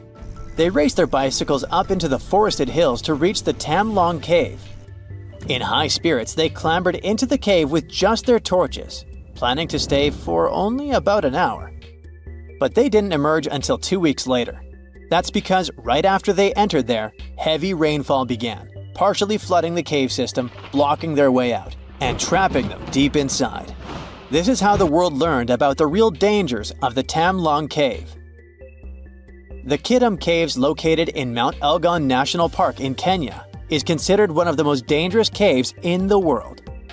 The cavern walls are covered in scuffs and marks that appear to have been made by miners searching for gems or gold. But later, it was discovered that those strange marks were actually made by elephants that go inside and mine the rock, seeking its sodium-rich salts. Although it is interesting, that's not the reason the cave is so frightening. It turns out these caves have a long history of being a breeding ground for some of the most fatal viruses in human history. Just to be safe, it's best to stay far away from there. In Mexico, the Nika mine offers a jaw-dropping spectacle of gigantic crystals towering over visitors. This otherworldly landscape is more than just a visual marvel, it's also bathed in extreme heat, with temperatures rising as high as 136 degrees Fahrenheit. Additionally, the air in the cave has 90 to 99% humidity, making the environment feel even more unbearably hot. But before you start making travel plans to visit this amazing natural site, keep in mind that this cave is completely off limits to tourists. Only scientists with special permission can enter, and they must wear protective gear. Our next stop is in New Zealand, where you can find the Cathedral Cave, which is actually two connected limestone sea caves located on Waipati Beach. With 600 feet of tunnels reaching impressive heights of 98 feet, these caves are among the most remarkable sea cave complexes in the world. And they were formed after waves hit the same spot over thousands of years. The caves earned their name thanks to their acoustics, which are so good that they remind of those in a cathedral. However, you cannot test your singing skills at just any time, as it's only safe to visit during low tide. To avoid danger, visitors are only allowed when weather, sea swell, and tides are favorable. If you're not a fan of bats, you should definitely stay far away from Bracken Cave, located in Texas. During the summer, this dark hole becomes home to the largest colony of bats in the world. I'm talking about around 20 million Mexican free-tailed bats roosting there from March to October. Those people who are brave enough to approach say it's like watching a ballet as millions of bats emerge from the cave in synchronized waves, never once bumping into one another. If you listen closely, you can hear their wings flapping, which people describe as sounding like steady, gently falling rain. Now we arrive at Cueva de los Teos, which is known for an enigma that has intrigued explorers for decades. Located in the Andean jungle of southeastern Ecuador, this cave can only be accessed through a narrow 230-foot vertical drop known as the chimney.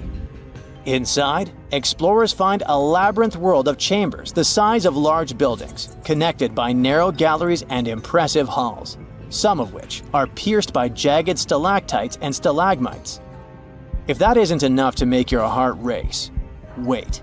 Cueva de los Teos is rumored to contain ancient artifacts and secrets from civilizations long past. Some say it holds a metal library with golden plates engraved with a previously unknown history of humankind. Others believe that the tunnels are too perfect to be natural, suggesting they must have been created by ancient people, possibly with the help of extraterrestrial technology. These rumors have spurred many expeditions to the cave, including one led by Neil Armstrong. Yes, that Neil Armstrong, who sought to uncover its mysteries. To this day, however, the cave has kept its secrets well hidden. Just like Cueva de los Teos, the final cave on our list isn't particularly dangerous, but it'll certainly send chills down your spine. I mean, look at this stone wall, completely covered by hand shapes. What seems like something out of a horror movie is actually the Cueva de los Manos in Argentina. The name means Cave of the Hands in English, and getting to these prehistoric hand paintings made about 13,000 years ago is no small feat. The most adventurous travelers take a 1.5-hour hike through rugged terrain to reach it, but the moment explorers step inside, they are greeted by this incredible artwork from ancient times. It is believed that there are around 800 hands inside this cave, with palms of various sizes, some small, others long and thin, indicating that in addition to men, the prints belong to women and children. Their authenticity is unquestionable, which makes it all much more interesting. If you walk through this small stone doorway in Hierapolis, Turkey, You might never come back alive. Back in ancient times, people thought it was some sort of portal to the underworld. Romans would go in carrying perfectly healthy bulls, but after a few minutes, they would watch these animals collapse as if hit by some mysterious force. But what's even weirder is that nothing happened to people. They could walk in and out just fine. Now, recent studies might have an answer for these eerie happenings, and it all has to do with people's heights. The gate, known as Plutonium, named after Pluto, the deity of the underworld, is a stone doorway leading to a small 32-square-foot cave. But the real danger is what is going on beneath it. Hierapolis is a super active geological area, and there's a big crack under the city that constantly emits volcanic carbon dioxide, which comes up as a visible mist. During the day, the sun dissipates the gas. At night, the gas forms some kind of a carbon dioxide lake on the sheltered arena floor. At dawn, you need to get out of there before it's too late. This whole place can turn particularly life-threatening right before the sun rises, when the carbon dioxide concentration, about 15 inches above the arena floor, reaches 35%. That means birds, bulls, and even humans can suffocate and pass away in just a couple of minutes. But there is a scientific reason that explains how Romans could get out of there unharmed. The carbon dioxide concentration drops quickly with height. So animals perished while their handlers, being taller and standing up, could walk out and breathe safely. Most people can't stay inside the Begarn fort after sunset. This 16th century fort, located about 146 miles from Delhi, is known as one of the most haunted places in India. During the day, the area is bustling with visitors who can walk through the main gate of this once grand fort city and check out the ruins of temples and palaces. But they will also see this big sign at the gate that dramatically warns everybody that all access is strictly forbidden after dark. That's probably because at night, according to locals, women can be heard screaming and crying in that place, along with the sounds of bangles breaking and strange music. Others have reported seeing shadowy figures and flashing lights among the ruins, or even smelling a strange perfume floating around. Yawata no Yabushirasu is one of Japan's most restricted forests, located in Ichikawa. The forest itself is a small area, covering just a little more than 40 square yards, and it is mostly a thick patch of mosu bamboo. Its location next to a parking lot and modern buildings makes it seem less intimidating, but don't be mistaken by its appearance. Since at least the 19th century, people have said that anyone who enters this forest is bound to disappear and never be seen again. So, as soon as you arrive, a sign near the forest tells you about its history and the curse believed to be linked to it. Some rumors suggest the creepy presence of an ancient samurai lord walking around. Other legends say that the forest hides a bottomless pit filled with poisonous gas. Whether these stories are true or not, today, the area is enclosed by stone walls, and entry is still strictly prohibited. In a valley called the Dark Entry Forest in Connecticut, you will find Dudleytown, but you definitely shouldn't go inside. Not only has the land been private property since the 1920s, but it is also known as one of the spookiest places on Earth. This place was first settled in the early 1740s, and many of the original settlers were from the Dudley family. That's why it's called Dudleytown. There's a local rumor that the town's founders were descended from Edmund Dudley, an English nobleman who lost his life for treason. The legend says this curse followed the Dudley family all the way across the Atlantic to America, and their misfortune is said to be responsible for crop failures, mental problems, and several tragic incidents in the village. Again, it is all just rumors, since historians haven't found any real evidence to support these claims. Still, the pitch-black surroundings and the eerie Blair Witch Project vibe going on in that place fueled ghost stories in the 1980s. This led to many cases of vandalism in the following decade, and because of that, the landowners closed the area to the public. This old abandoned building used to be the fancy palace of King Farouk's family, who was the penultimate king of Egypt back in 1936. After his family members passed away, the palace was turned into a morgue. Locals say that today, the whole place is super creepy and off-limits. Some people have reported seeing light bulbs flicker and shadows move around, making strange noises. Once, a group of kids allegedly went inside and totally freaked out when they found all the doors had suddenly disappeared, leaving them in complete darkness. They had no choice but to start screaming for help. This Hawaiian island has been off-limits to people for over a century. It's called Ni'iau and is the smallest inhabited island in Hawaii, covering around 69.5 square miles. It has around 84 residents. The island doesn't have cell phone service, paved roads, or power lines, just solar panels for electricity. A single family has privately owned the island since 1864, when a Scottish farmer bought it for $10,000, which would be around $250,000 today. The island has stayed in the family, passing down to its descendants, the Robinsons. They have kept it private ever since, so access is highly restricted and basically by invitation only. The Erdstall tunnels are a network of about 2,000 mysterious underground passageways mainly found in Central Europe, especially in Austria and Bavaria. These tunnels are usually narrow and cramped, often just wide enough for one person to squeeze through at a time, and they are believed to date back to the Middle Ages, as far back as the 12th century. What's really puzzling about these tunnels is their purpose. Despite a lot of research, nobody really knows why they were built. There is a theory that they were used for storage, but since many of them are below the waterline and occasionally get filled with water, that doesn't seem very practical. These tunnels have very light, almost claustrophobic sections and sudden drops, which doesn't seem practical for other straightforward uses like escape routes, hiding places, or even spiritual purposes. To make things even more mysterious, there is a complete lack of artifacts, which makes it even harder for researchers to figure out what these tunnels were really for.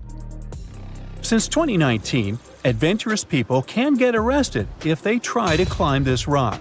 Uluru, also known as Ayers Rock, has been off-limits because it is now considered a sacred site for local communities. But the fact that it is also extremely dangerous probably played a big role in the decision to close it off to visitors. This rock is 1,142 feet high, which is about the height of an 80-story building. The climb to the summit can be very slippery, and high temperatures, which can hit 116 degrees Fahrenheit in the summer, have led to people passing away from dehydration and heat-related issues. Something even creepier happens at the top of the rock right after storms. When it rains, small tadpole-like crustaceans called shield shrimp hatch in temporary waterholes and rock pools on top of Uluru. These extraterrestrial-looking creatures are about 3 inches long, and they spread their super-resilient eggs everywhere. When enough summer rain comes, they hatch and go wild, feeding on microorganisms and bacteria in the water. How these strange creatures end up in the fleeting pools on top of Uluru is still unclear, but the most likely explanation is that their eggs might travel there with the wind. Tunnels, metro, underground systems, and even secret passageways to the houses of the rich and famous. Why else do we need tunnels, you may wonder? To hide. Many cities have underground tunnels and even underground doppelgangers. Now let's make it clear. Those passages are normally not connected, contrary to the popular rumor claiming that it was possible to get from Scotland to Turkey using underground passageways built around 5,000 years ago. I mean, it sounds insane even today. Imagine building it back in the day. These tunnels have an official name, the Erdstall Tunnels, and they were most likely built in the Middle Ages. However, we still don't have the exact information about the date. The highest concentration of those tunnels are in Bavaria, Germany, but there are many of them in Great Britain and France too. Erdstall tunnels, a unique type of earthen passage found globally, are characterized by their narrow, oval-shaped corridors and tight choke points, known as schlups, or slip-outs. Despite speculation, their purpose remains a mystery. However, some of those tunnels have fireplaces and even vents, which might mean those were used primarily for shelter. Dating back to the Middle Ages, possibly as early as the 12th century, Erdstall tunnels lack archaeological signs and historical records. So it's not a surprise that there are many rumors about their use. Some scientists are sure those were storage spaces, though their narrowness makes this impractical. Another idea is that they provided hiding spots for farmers during tribal raids. However, their single entry point raises doubts about their effectiveness in evading threats. Now, if you're feeling like Indiana Jones and want to venture into those tunnels, you're in luck. A few structures, like the Erdstall Radkobluken in Austria, welcome visitors to explore these enigmatic structures. Most of them are closed to the public eye, though. The origins of Erdstall tunnels remain largely unknown, just like their real functions. And if you think, hey, it's the 21st century here, we can study pretty much everything, well, you're wrong. What makes these tunnels hard to study are the tight confines. Traditional surveying methods often prove inadequate in such spaces.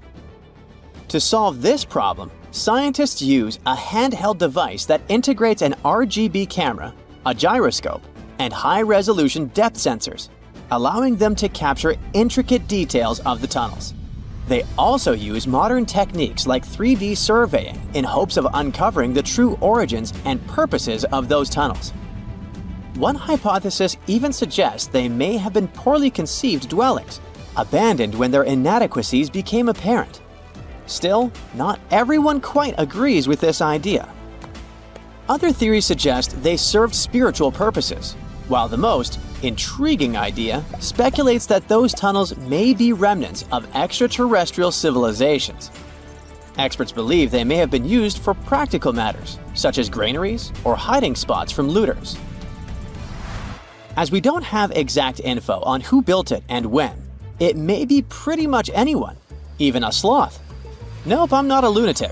Sloths can build giant tunnels. Check this out. In 2009, a farmer in southern Brazil was driving his tractor through a cornfield when it suddenly sank into the ground. He quickly discovered he had broken through the top of an underground tunnel. When researchers came to investigate, they found a tunnel around 6.5 feet high and the same 6.5 feet wide, extending about 50 feet long right beneath the farmer's house. When they looked closer, they instantly saw deep claw marks on the walls. That was the proof the tunnel wasn't human-made. So that thing the farmer uncovered was a megafauna paleo-burrow, a prehistoric tunnel dug by ancient creatures like giant ground sloths or giant armadillos from over 10,000 years ago. I know, it's hard to imagine those beasts, but let me help you. Take a hamster. Now, increase it to the size of an elephant. Don't forget, this 13-foot-tall hamster could also walk on two legs.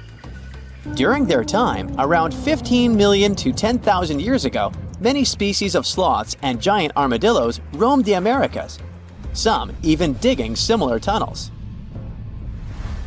Today, many of these tunnels are filled with sediment, though some remain clear, similar to the one the farmer discovered.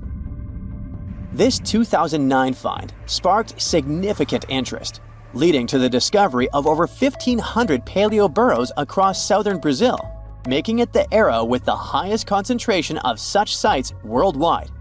But no one knows exactly why there are so many of them in southern Brazil.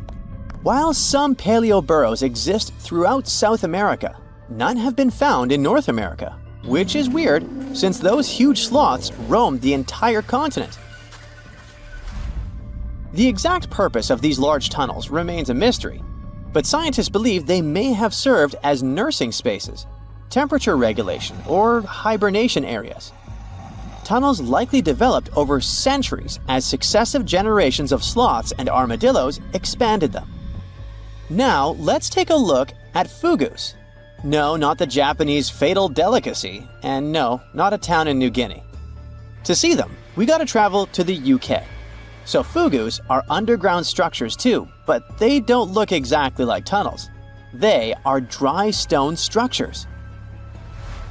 They look as if a cave had been decorated with stones from the inside.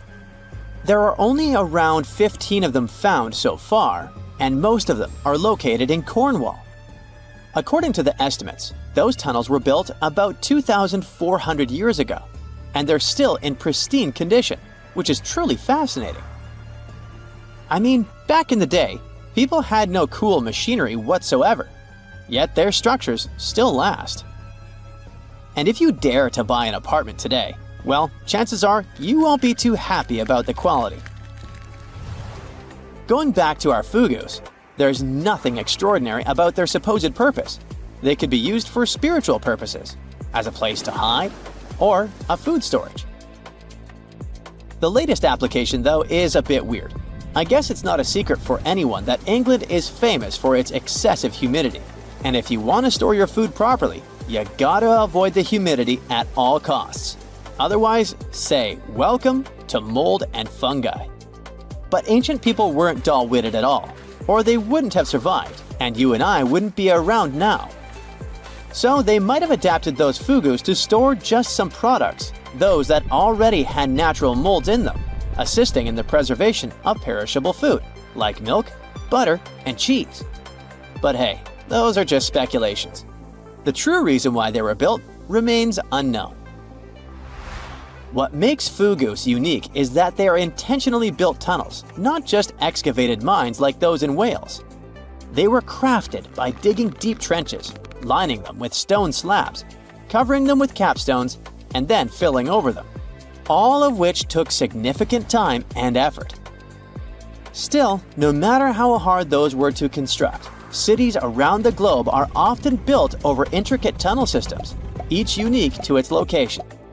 For instance, Paris is famous for its extensive underground quarries, which were abandoned years ago, but still pose a risk of collapse in certain areas above. London boasts one of the largest tunnel networks in the world, including many that were specifically created for military purposes. In New York City, there are rumors of secret tunnels, while Los Angeles has old tunnels from the Prohibition era used for speakeasies. Many other cities also have their share of enigmatic tunnels, and surprisingly, Florida is no exception. It happened in the year 2011 in Ybor City. Near a former post office, flooding uncovered something weird, a section of an unknown structure. Back then, people didn't pay much attention to that, so it took another 7 years to discover something truly fascinating. This historic neighborhood was founded in the 1880s, but it remained unknown until 2018 that it also has a hidden tunnel network. We only learned of it because of renovation work. The exact purpose, of course, is unknown, but most scientists are pretty sure that they serve to connect to early gaming spots and the port of Tampa. Figuring out how extensive the tunnel network is tricky. In 2018, a historic home in Seminole Heights revealed locked doors leading to tunnels from the 1920s. One local even said he traveled through a tunnel for 20 minutes. Rumors suggest some tunnels connect to the Hillsborough River and Ybor City. Research is ongoing, but no new info has emerged yet.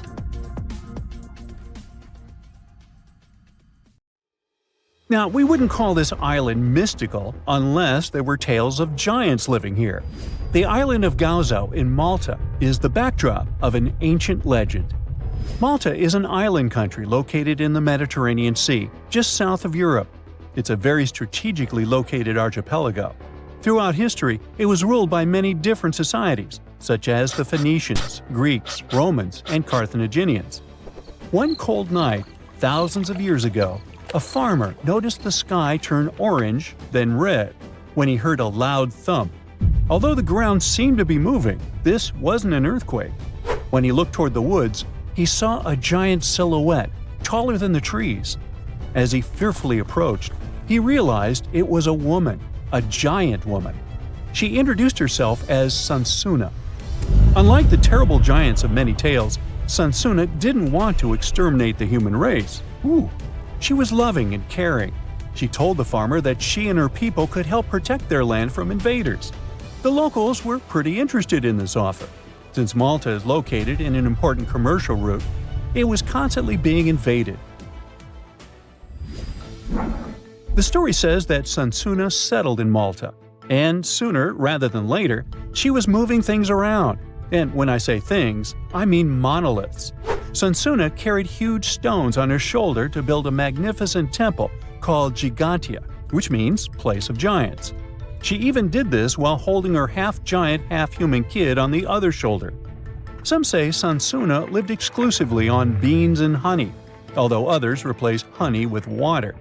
The funniest bit here is that Malta is the 10th smallest country in the world, but it somehow managed to host giants. Hey, go figure. The temple looked like a giant game of Tetris, with some stones weighing as much as 20 elephants. Some of these monolithic rocks are so heavy, scholars guess it would take 50 men working together to lift just one stone. Now, as much as this is entertaining, humans never proved giants were real, so this story couldn't be true. There's a brief mention of a species of giants called the Nephilim in some ancient texts.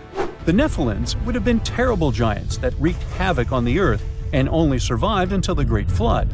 But nobody ever found real proof of this species really existing on Earth, until this came along. The world of Maltese archaeology unearthed quite a few shocking things in the past years. One of them are known as the hypogeum skulls. Hypogeum is the Greek word for underground, and this incredible site was discovered in the first decade of the 20th century. Back then, Malta's National Museum director received an important phone call. Someone had accidentally dug some impressive bones and asked him to come check it out. The hypogeum looked like an underground city, filled with mazes and rooms that stretched along multiple floors. They were all made with similar limestones as the Maltese temples above ground. The hypogeum was filled with important relics and artifacts. Scientists quickly understood that the hypogeum was built as a type of final resting place for locals. So, along with skulls, they found a lot of bones and skeletons. One of these artifacts were skulls, but these weren't regular human skulls. Rather, they were of the elongated type. To make matters worse, these skulls were hidden from the public for years. People started to talk and created a bunch of theories behind it. The truth is that this discovery was a turning point for Maltese archaeology, although scientists didn't know what to do with it. Some wondered if these skulls were natural or manipulated, since they knew some cultures in the world used head binds to alter their skulls. Other scientists threw in the hypothesis of little gray people or even the legendary giants. Some say that the elongated skulls could have been sculptures that worshipped otherworldly deities. There was no way to confirm any of these theories. So the question remained: who were the builders of Malta's megalithic temples? Now let's take a look at what scientists know. The Maltese megalithic temples have been standing strong since 3500 BCE, which is even older than the pyramids of Egypt. The main dilemma here is that these temples were built even before we invented writing, yet they required advanced technological skills to exist. The Gigantea Temple seems too absurd to have been built by humans. The South Temple has a corridor with 4 oval rooms on the sides, looking like a big shamrock leaf. In one of these rooms, scientists found altars decorated with spiral patterns. It looked like an altar of some sort, indicating early Maltese people used them for ritualistic purposes. The North Temple is similar but smaller, with a very low entrance that makes people crouch down to get inside. You get it? You need to bow down to their deities in order to get into this sacred place. I mean, one can't help but wonder about the secret reasons these ancient builders had to build such a huge temple. I'm thinking they probably cast one of Daenerys' dragons to move the monoliths around. Yeah, I'm joking here.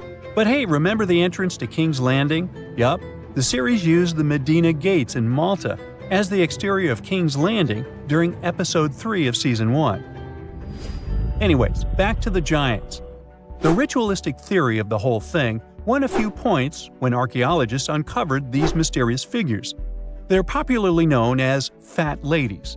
These tiny statues have round bodies and faces that show how much they enjoyed life.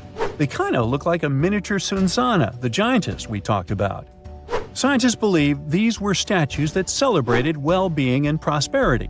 It does prove that the people of the time had advanced craftsmanship skills, and they were pretty intentional with their constructions and art manifestations. One of these statues is known as the Sleeping Lady. This Neolithic piece of art depicts the figure of a large woman lying on her side sleeping. After studying it deeper, scientists guessed this statue was meant to represent the Great Reaper. It was found in the hypogeum, which we now know was a huge resting place. This specific statue is different from all the other fat ladies, starting with the hair and the embroidered skirt. Then there's this statue. This is supposed to represent an 8-foot-tall woman and the rim of her skirt. She was discovered in the most unusual of ways. A farmer was trying to plow his field, but he kept hitting large blocks of stone. All the way back in 1915, the farmer called Malta's National Museum director and asked him to come check it out. Some think this is all the proof you need to confirm that Sansana was real. Others aren't all that sure. But that's not all. The place where this giant statue was buried revealed one of Malta's most impressive archaeological sites, the Tarsian temples. The temples were made from limestone blocks. Some are 20 feet tall and weigh around 20 tons. Zamet, the museum director, kept digging and discovered multiple sites made of megalithic stones. All of them supposedly built by Stone Age farmers, all stranded on a remote island in the Mediterranean Sea thousands of years ago. It just doesn't make sense. I mean, look at these temples in Manidra. This is probably the world's earliest calendar. On the equinoxes, the sun passes directly through the main doorway, straight down the central axis. On the solstices, there are two superb variations. During the summer solstice, the rays fall on the edge of the megalith to the left of the doorway, and during the winter, the rays fall to the right side of the doorway. It's astronomical precision at its finest. And what about the structures in the Hall Tarsian that we've already talked about? This complex is the oldest one in all of Malta. It was built with the purpose of doing animal offerings to deities. Scientists confirmed this by unearthing numerous animal bones buried in the soil. They also found a great collection of spirals, indicating that the locals also used this temple for ritualistic purposes. Overall, there are 7 megalithic temples in Malta, each more impressive than the other. Scholars keep on digging to see if they can uncover the truth, much like researchers do with the pyramids of Egypt, the lost Mayan cities in the Americas, and other sites. We're in the Caribbean, and these are the Taino people. Scientists have long believed that they were the first inhabitants of the Greater Antilles, and those people were roaming the Isles long before Columbus discovered this place. However, a recent discovery showed that there were some other peoples living there. These guys are called the Archaic people, and they are now known for being good at using stone tools. They've used a whole bunch of polished tools, such as hammers, axes, and whatsoever. We still haven't found out how they managed to invent and produce all those tools without special equipment. Scientists are now looking for a sort of necropolis, or a similar archaeological site, to find out more about these people. Another curious settlement was found a couple of years ago, not far away from Florida. This one is pre-Columbian too, but it seems that the dwellers there were more into fashion than crafting using stone tools. The scientists discovered a complex of 37 oyster shell rings. There were many households with these rings, and the locals would produce beads from the shells of marine creatures. By the way, long ago, beads weren't intended only for fashion, but they were also an important social instrument. People would sew them on their clothes to manifest their power or wealth. Sometimes archaeologists manage to discover whole cities. This is exactly what Eleni Korka, an archaeologist from Greece, did. She found the lost city of Tania back in 2018. It wasn't a lucky coincidence. The whole search took as much as 34 years. By the way, Tania was even considered a mythical city. The city of Tania was a Trojan-founded city, and the ancient texts claimed it was incredibly wealthy. Well, seems like the texts were true. The archaeologists found around 200 coins on the site. Some jewelry was found there too. For instance, there was an iron ring with a seal. They also found a gold coin that was supposedly used to pay for a journey to the afterlife. Yeah, back then, people believed that it existed, and they needed to pay for a ticket to get there. The discovered clay, stones, and marble floors help us imagine what their dwellings looked like. And the archaeologists also found some vases there. One of the earliest examples of human-made art is located in the cave of Altamira in northern Spain. The paintings in a Paleolithic cave are so special because they're not monochrome, but have several colors combined. Still, these earliest masterpieces were hidden for a long time. They were only discovered in 1868, and today, this cave is a UNESCO World Heritage Site. Despite how old these paintings are, they're well preserved because they've been well isolated for all this time. Since the gallery was located deep in a cave, it was almost impossible for external climatic influences to ruin these prehistoric masterpieces. We're now in England, 2009. Meet Terry Herbert, a member of the Blockwitch Research and Metal Detecting Club. One day, he was casually inspecting plowed farmland in Staffordshire with a metal detector.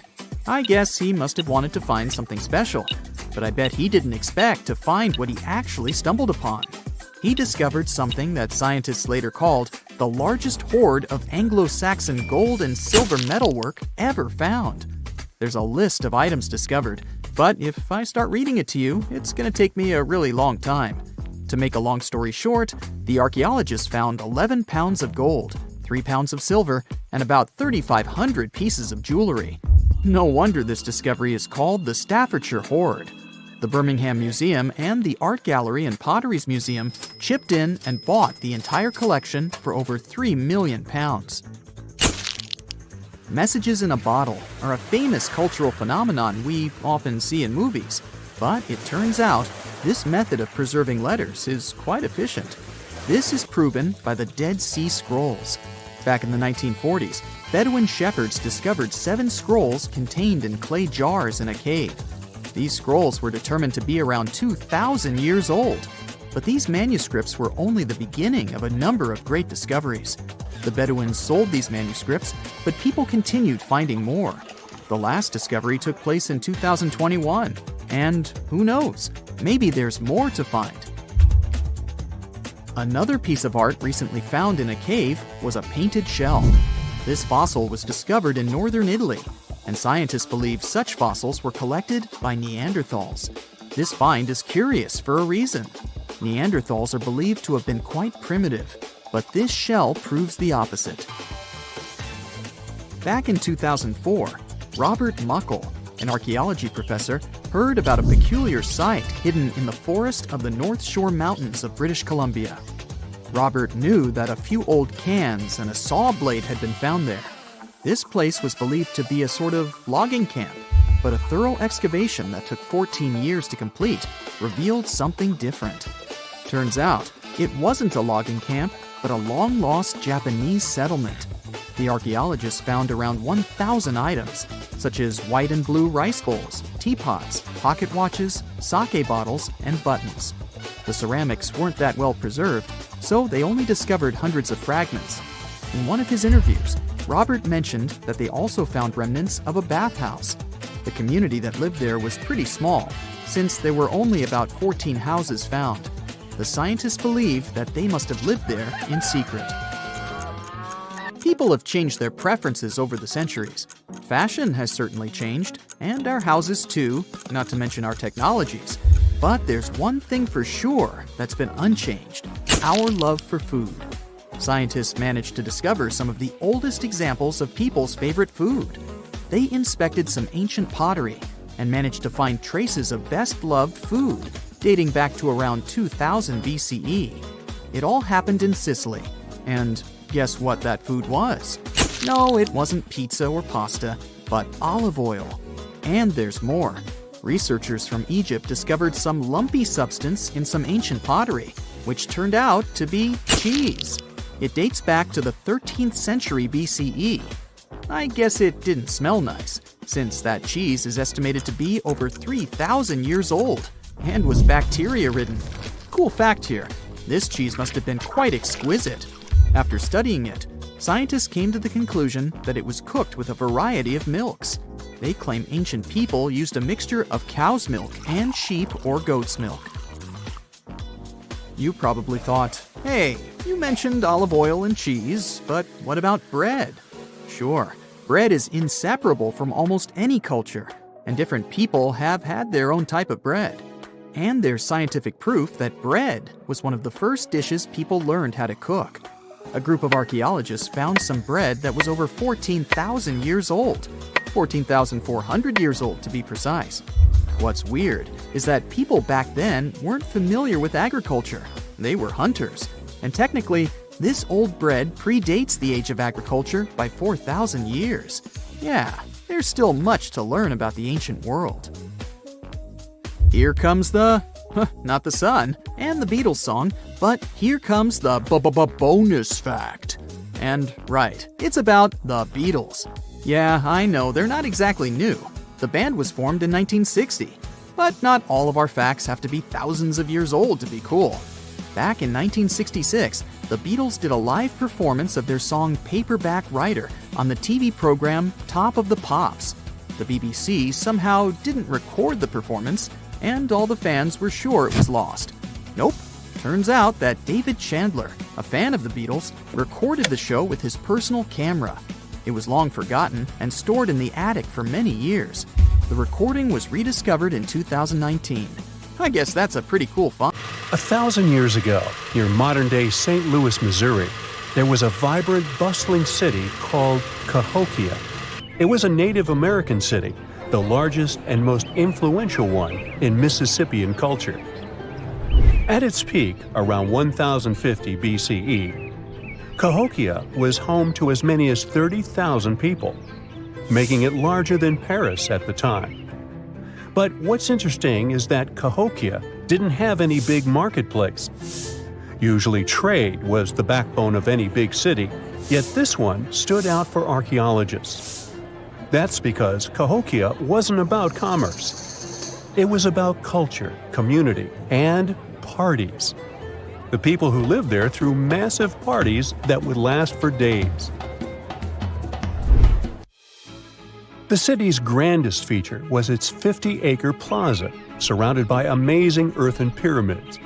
This massive space could hold over 10,000 people. Imagine them all gathering there for festivities, dancing, drinking coffees and teas, feasting on deer, and betting on sports. The events were super lively. Cahokians would wear awesome costumes, style their hair in interesting ways, and decorate their bodies with tattoos. Athletes were playing a game called Chunky, where they hurled spears at a rolling stone disc, competing to get as close as possible.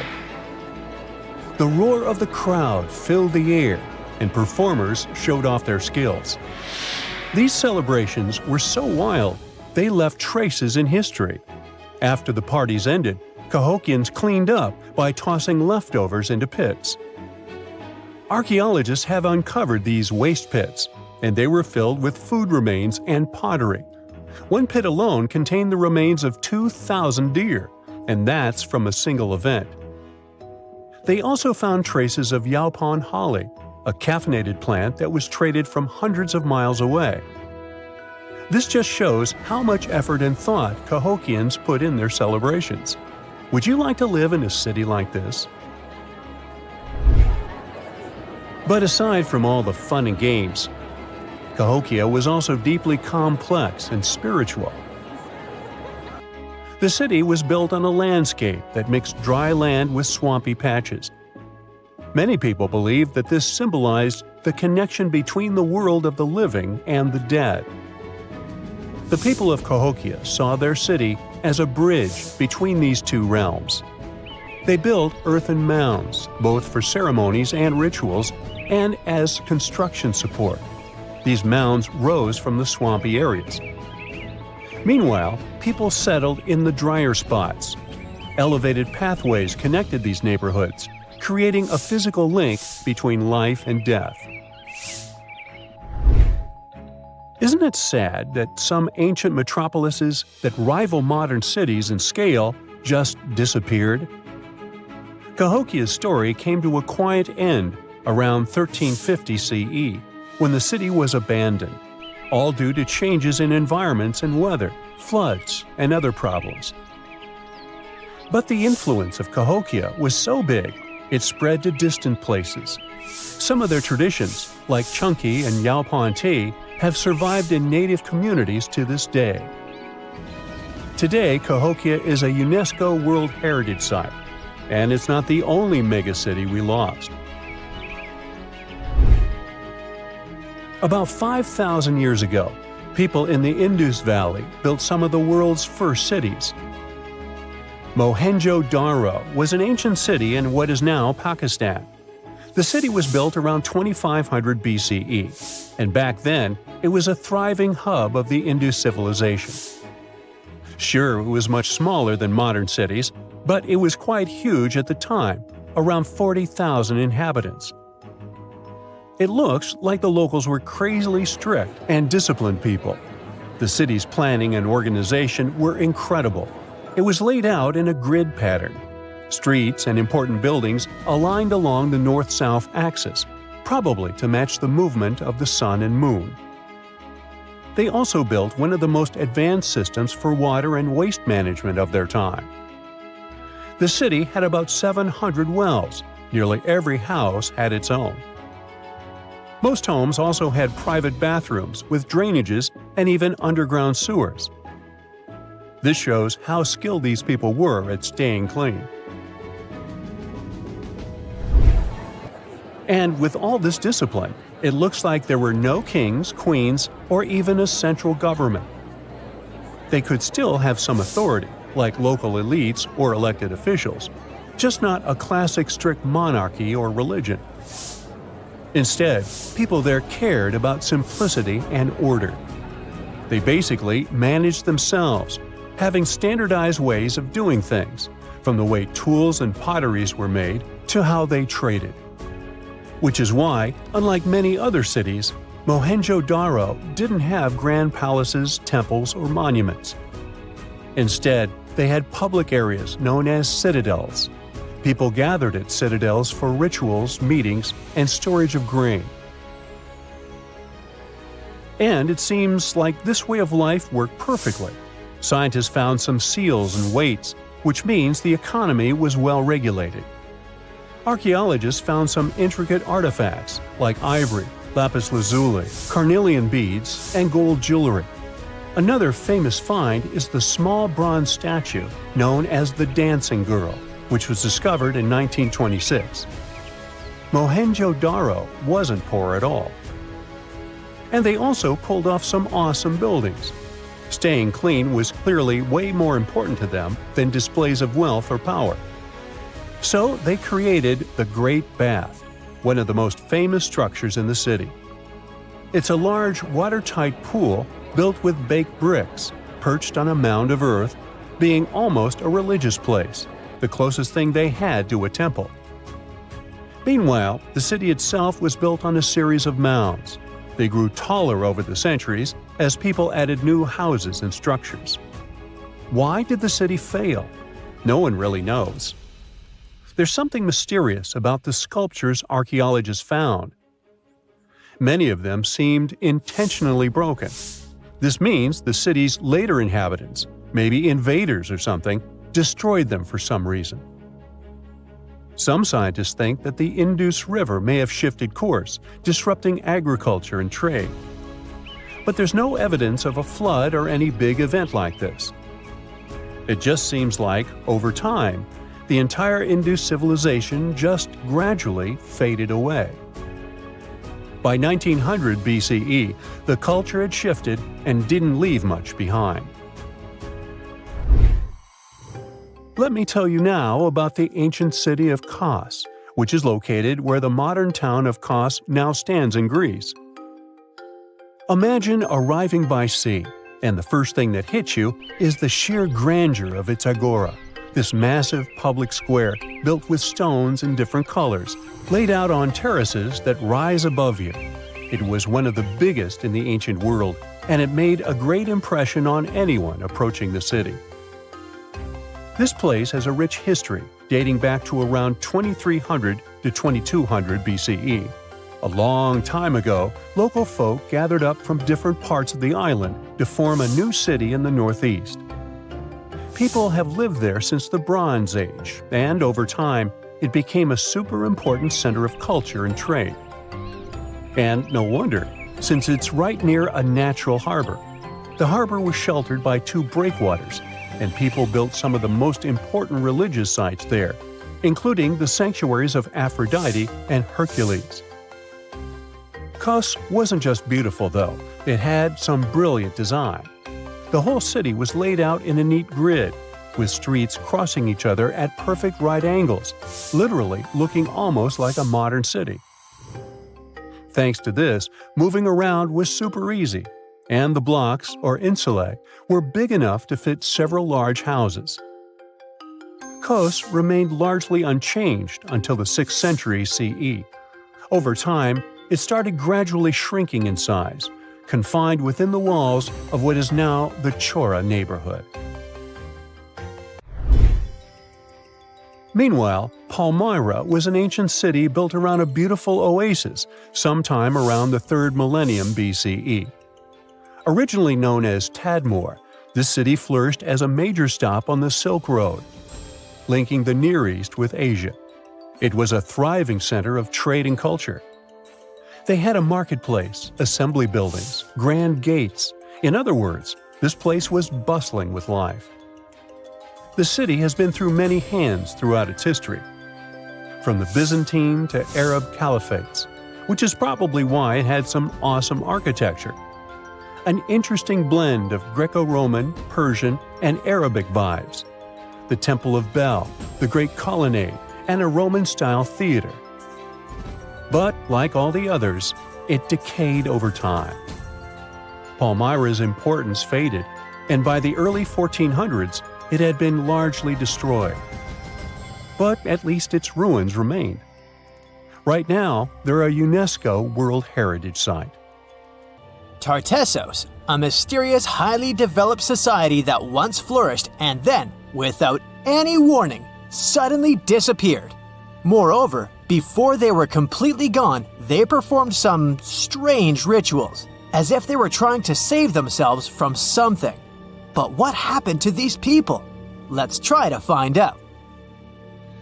Let's go to the southwest of Spain, to about 2,500 years ago. Once, there was a beautiful city here, a trade center of Tartessos. Imagine the temple in the middle of a deserted town. A breathtaking, monumental 2-story building. There's a thick smell of frying meat in the air, and the smoke from its frying rises high into the sky, covering the patterns of the sanctuary. The sun has already set, and it's time to prepare for the ritual. We enter the ancient monumental hall. Inside, hundreds of people gather around a long wooden table lined with delicate ceramics and bronze bowls. They feast and drink. These people have much more fun than the animals outside the building. These animals are being prepared for the ritual. Horses, cows, pigs, donkeys, even dogs. All of them were brought here to appease the deities.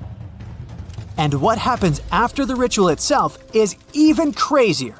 At the end of the ceremony, people take torches and set fire to the whole building. Everything turns to ashes and coals, and when the last embers fade away, they take shovels and begin to bury this place. It will take them at least several days to bury the former sanctuary under piles of earth. They work tirelessly. In some places, the thickness of the layers of mud and clay will reach almost 14 feet. And then, these people, the last known Tartessians, just leave this place and disappear from our world forever. But what just happened? Why did they even do all this? Let's start from the beginning. Tartessos was first mentioned in Greek and Roman texts thousands of years ago, but for a long time, we had no idea what it even was. All the descriptions were contradictory and confusing. Some archaeologists thought that Tartessos was a kind of seaport. Others thought that it was a river or a water reservoir. They even said this place could be connected with the mystical Atlantis. But there was nothing to back it up with, so the scientific community quickly rejected this idea. But today, we know the truth. Tartessos was an ancient civilization. It's been located on the Iberian Peninsula, one of the southernmost islands of Europe. It flourished in the 9th to 5th centuries BC, and then, around 2,500 years ago, suddenly disappeared. They were quite rich. The island had rich reserves of metal, so their economy was thriving. Silver, copper, lead, and other good things were mined in the local Sierra Morena Mountains. Almost all the locals were engaged in trade. For them, it was a common thing. Isn't that strange that there were so few records left about them? And not so many monuments of their culture have survived to this day. In total, throughout Spain, scientists were able to collect around 20 archaeological finds related to Tartessos. 3 of them were excavated in the Guadiana Valley: Cancho Ruano, Casas del Turrunuelo, and La Mata. Let's start with the first one. Cancho Ruano was discovered in 1978. This find was one of the most significant pieces of the puzzle. This is one of the most beautifully preserved structures of the Tartessian civilization. Not only the walls have survived to this day, but so did the altar, the moat, and even several artifacts. For example, some jewelry and wine glasses. It was a square building surrounded by a deep moat filled with water. And, to be honest, we still don't know its exact purpose. We only assume that it could be an ancient temple. Some rituals were carried out there. For instance, they would set fire to the temple and cover it with thick layers of sand and clay. They even left some expensive artifacts inside, tools, gold jewelry, and so on. Moving on to the next find. Casas del Turrunuelo is one of the best preserved buildings in the entire Western Mediterranean. We only discovered it a couple of years ago, back in 2015. And it hasn't been studied that well yet, but we already know that this place is also pretty weird. Casas del Turrunuelo was a very rich building. It wasn't just some kind of temporary camp. It was a place of monumental, impressive architecture. Massive staircases, vaulted ceilings, luxurious materials brought from all over the Mediterranean, and the latest construction technologies. It was supposed to be a place of power, maybe even something like a palace. And yep, it also became the venue for the rituals. It's unclear whether the locals intended to destroy this beautiful place from the very beginning, but this is where they performed the greatest ritual in the area. This ritual involved more than 50 animals, including the most valuable ones, horses. It was their only means of transportation. The fact that these people gave away their horses may indicate that they planned to stay here for some time. Perhaps they hoped to appease the deities and settle on local lands. The ritual was carried out exactly as they intended. And just like Cancho Ruano, this place was also set on fire.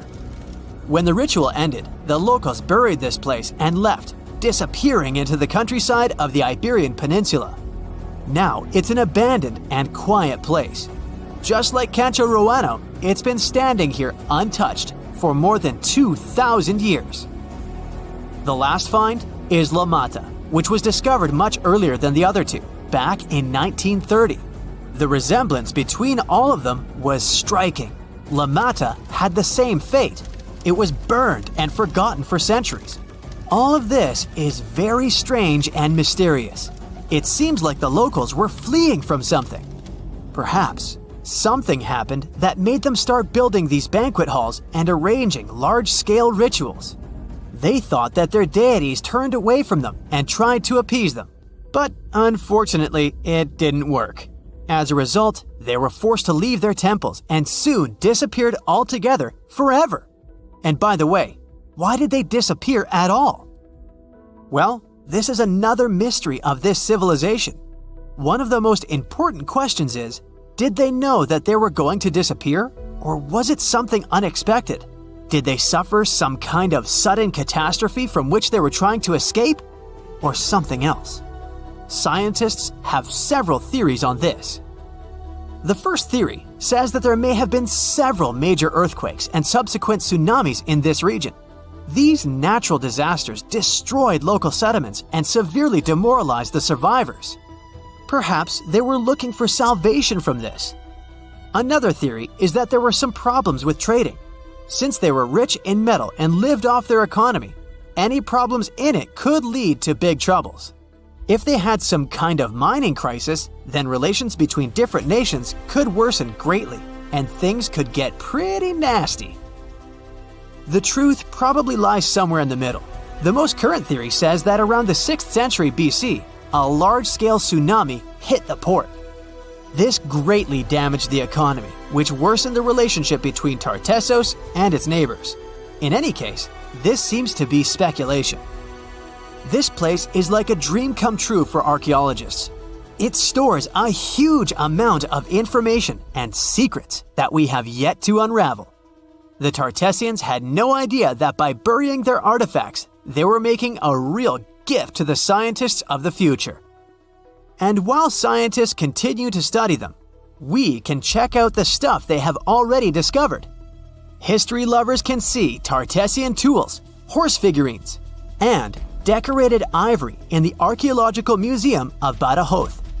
Let's hope that in the future, scientists will learn more interesting things about this civilization, and we'll finally find out what happened to them. Can you pronounce this name of the Aztec capital city? Yes, it's quite difficult to say in English and above my pay grade. Okay. It's Tenochtitlan. And Mayan cities are hard to pronounce too. Consider Jaxchilan. They must be part of the same language, right? Well, not really. The Aztecs and the Mayas were among the most famous Mesoamerican peoples. That's present-day Central America. But they didn't speak the same language, and they weren't even the same civilization. The two nations lived in different eras. The Aztecs dominated the region from the 14th to the 16th century. Back in Europe, this was near the end of the Middle Ages. The Mayas came before the Aztecs. Historians believe they started building city-states in the 3rd century. Their peak lasted until the 10th century. Now, this doesn't mean that the Mayas and the Aztecs didn't have contact with each other. But at the time this happened, the Mayas were on a decline, so the Aztecs traded more with their descendants than with real Mayan people. The two civilizations didn't even live in the same place. The Aztecs built their cities in the north of what is today Mexico. The Mayas lived to the south of them in the Yucatan Peninsula. Yes, that's also in Mexico nowadays. But the Mayas inhabited parts of modern-day Guatemala and Belize as well, and they spoke a number of languages. There's a whole Mayan language family they spoke, not just one language. Some of those languages have survived through today. Estimates show that there are 6 million indigenous Maya people groups spread across Central America. In Guatemala, there are 21 Maya languages recognized by the authorities. Further north, in Mexico, the number of official languages is 29. For the Aztecs, the situation is much simpler. They had a single language. It still has around 1.5 million native speakers, mostly in central Mexico. That's more than any other family of indigenous languages in the region. But is there a chance a speaker of Aztec languages can understand a speaker of the Maya language? Not by a long shot. The two languages are completely unrelated. In fact, they didn't even share the same writing systems. The Mayans were more advanced because they used hieroglyphs. Yep, like the ancient Egyptians.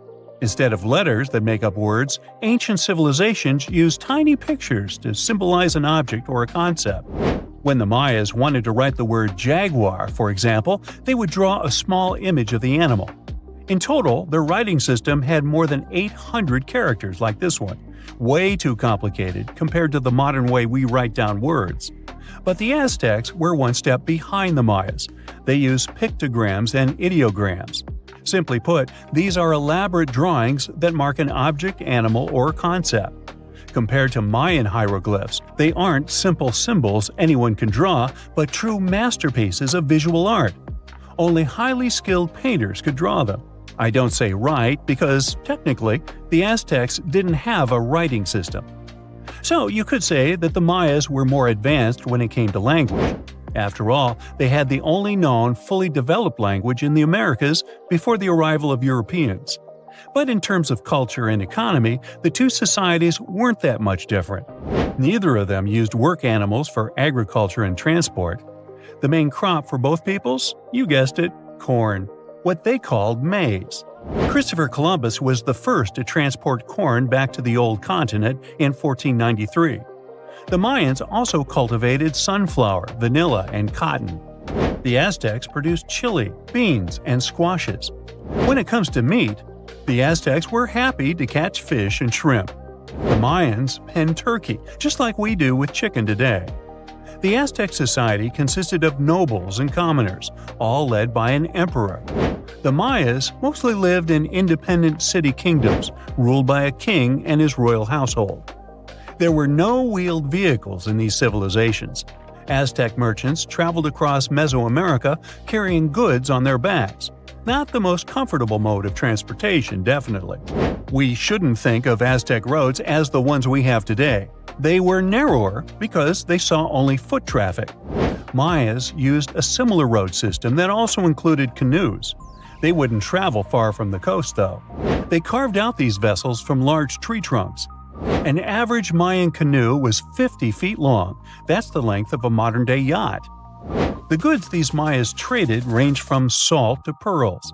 They considered meat a luxury good, together with gold, copper, and turquoise. And can you guess the currency of Mayan merchants? Let me give you a hint. It wasn't metal and paper like it is today, but cocoa beans. They had a fixed market price, which made them the ideal payment option. The situation in modern societies is not much different. Around 2/3 of all countries have pegged their currency to the US dollar. For Mesoamericans, cocoa beans were their green banknotes. The Aztecs used the same exact currency, but with a twist. They had something called axe money. One axe was worth 8,000 cacao seeds. I bet their exchange offices were fun places to work. When it comes to minerals, jade was highly esteemed in both cultures. The Mayas and the Aztecs made tools and ornaments from it. These peoples believed jade brought beauty and long life to the person who wore it. Their jade mines were located in present-day Guatemala. And remember that city from the beginning that we could hardly pronounce? The founding of the Aztec capital gives an insight into the belief system of the whole nation. According to legend, the Aztec deity told them to build a city in the place where an eagle sits on a cactus with a snake in its talons. They saw this happen on an island in a lake. This is where they built the city. If you want to find it on the map of Central America today, look for Mexico City. That's the site of an ancient Aztec capital. It even got its name from the ancient nation, because Mexica was an alternate name for the Aztecs. They constructed the city on small artificial islands. It was slightly bigger than the surface area of London Heathrow Airport. The Mayas didn't have a capital city as we know it today. Their civilization spanned across 40 cities. These settlements had a population of 5 to 50,000 inhabitants. Today, these sites could be classified in terms of size as small American towns. But the total number of Mayan cities is not final. Archaeologists keep discovering new ones deep in the jungle of the Yucatan Peninsula. Quite recently, researchers unearthed a new site in the southeast of Mexico. They found a number of stone columns and named the city after the Mayan word for it. Back in the day, the city was part of the central Maya lowlands. Today, this region is covered with thick jungle. The Maya abandoned their settlements in this area around the 8th and the 9th century. Historians still cannot agree on why this happened. Some claim overpopulation was the main issue. Others argue the trade routes collapsed, so Mayan cities couldn't flourish anymore. Whatever the case, northern Mayan cities lived on. The descendants of these peoples were there when the Europeans stumbled upon them several centuries later. The Aztecs were also present in today's Mexico at this time, but contact with a foreign culture didn't bring them much good. There was an outbreak of smallpox that sealed the Aztecs' fate. This doesn't mean that this American nation left the world stage forever, though. Every time we say words like avocado, chili, guacamole, chocolate, and coyote, we're actually reviving the Aztec language. These words are present in pretty much every language on the planet. Mayan words also entered modern English. Linguists argue that the word shark actually comes from a Mayan language. This is the word these ancient Mesoamerican people used for fish. Both ancient civilizations left behind pyramids, and they look very similar in style. The only hint that can help you differentiate between them is that there are way more Mayan ruins that still exist today. Finally, regarding maize, or corn as we call it, there's a story among the Maya descendants that their process of harvesting corn back then was called amazing. Get it? Maize? Corn? Okay, I made that up. You're not surprised, are you? At some point in its long and very interesting history, our dear planet Earth was sort of snoozing, just doing its planetary thing, spinning around the sun. And then, bam, life starts getting fancy. Plants and animals start strutting their stuff, showing off their complexity. Fast forward a bit, about 65 million years ago to be exact, and a cosmic disaster strikes, or at least that's what we presume. An asteroid probably smashed into Earth, wiping out the dinosaurs and other big animals. We can't pinpoint specifics about the asteroid, but we do know that it was extremely large and it crashed into our precious planet, creating a dusty mess that settled everywhere. You can still find remnants of that dust layer in sedimentary rocks today. If you dig beneath it, you'll uncover a whole bunch of fossils. These prehistoric creatures were living it up before the asteroid crashed the party. Think of it as the planet going on a cleaning spree, leaving a bunch of empty spaces waiting to be filled. And guess who took the opportunity? Mammals! These furry little critters were the ones to rise to fame. But why is it that this disaster became such a great opportunity for mammals? It's pretty simple, actually. With no big bullies around, they grew, multiplied, and had a population expanse. All kinds of mammals joined to fill in the blanks. Primates, rodents, basically, the whole furry gang. We're talking about placental mammals, marsupials, and even egg-laying mammals, adding some serious variety to the mix. We like to think of primates as our closest relatives here on Earth. What's their story? Well, around 63 million years ago, just a couple of million years after the dinosaurs' final dance, the primates decided it was time for a family reunion. They split into two groups, the dry-nosed primates, who became the cool monkeys and apes we know today, and the wet-nosed primates, who went off to become lemurs and aye-ayes, hey-hays. The fun didn't stop there. About 58 million years ago, the dry-nosed primates began their own little mission. One special guest called the tarsier, arrived on the scene, featuring big eyes that were perfect for late-night shenanigans. This tarsier took a different path from its primate relatives, embracing its unique niche and evolving separately. To this day, the tarsier is the only primate that feeds exclusively on meat. These little guys have a taste for insects, small birds, rodents, and even lizards. But that's not all that makes them unique. Their eyes are twice the size of their brains. Also, their heads can do a full 180-degree spin, just like an owl. Because of their features, the tarsiers are the true kings and queens of the night. With their superpower of ultrasonic tracking, they can spot their prey instantly. Plus, their legs and feet are like springs ready to launch them into action. They've got this special ankle bone called the tarsus, which gives them those epic leaping skills. Hence the name, if you were wondering. But let's leave these little critters to rest and get back to our story, shall we?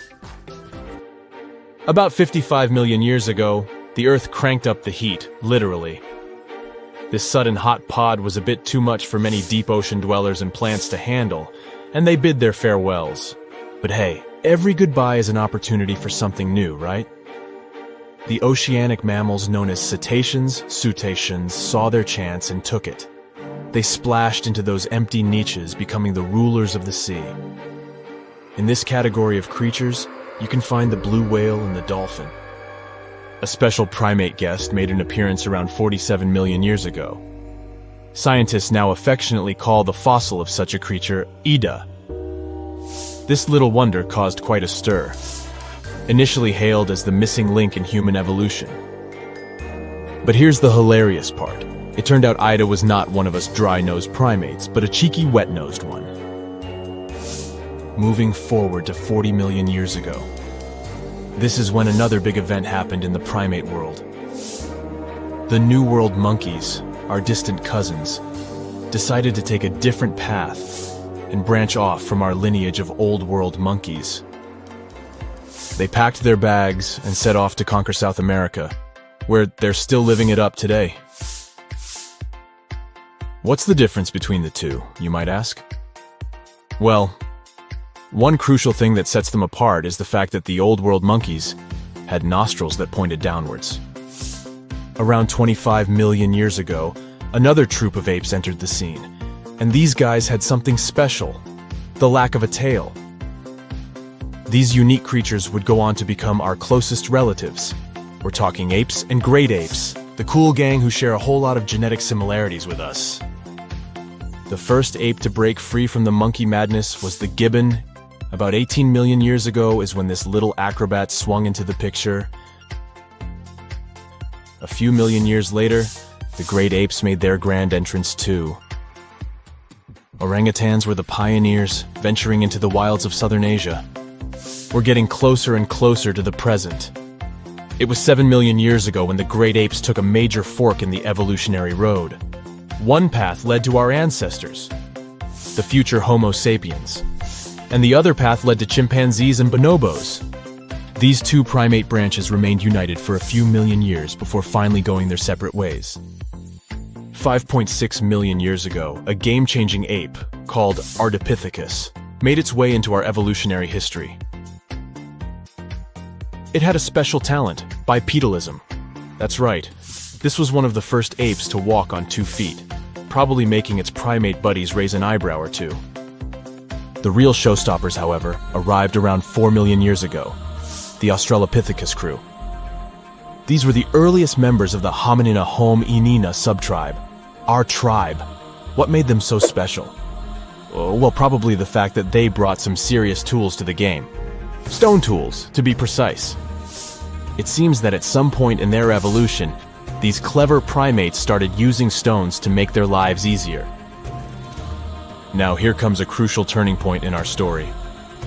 About 2 million years ago, our ancestors faced a food shortage. Survival of the fittest was the name of the game, and 2 strategies emerged. Group 1 went for stronger jaws, allowing them to chomp on tough foods like nuts. Group 2 had a different idea. They opted for weaker jaws, but bigger brains. They wanted access to a wider range of food options. Obviously, the bigger-brained group took the prize. And here's where our gang comes into play.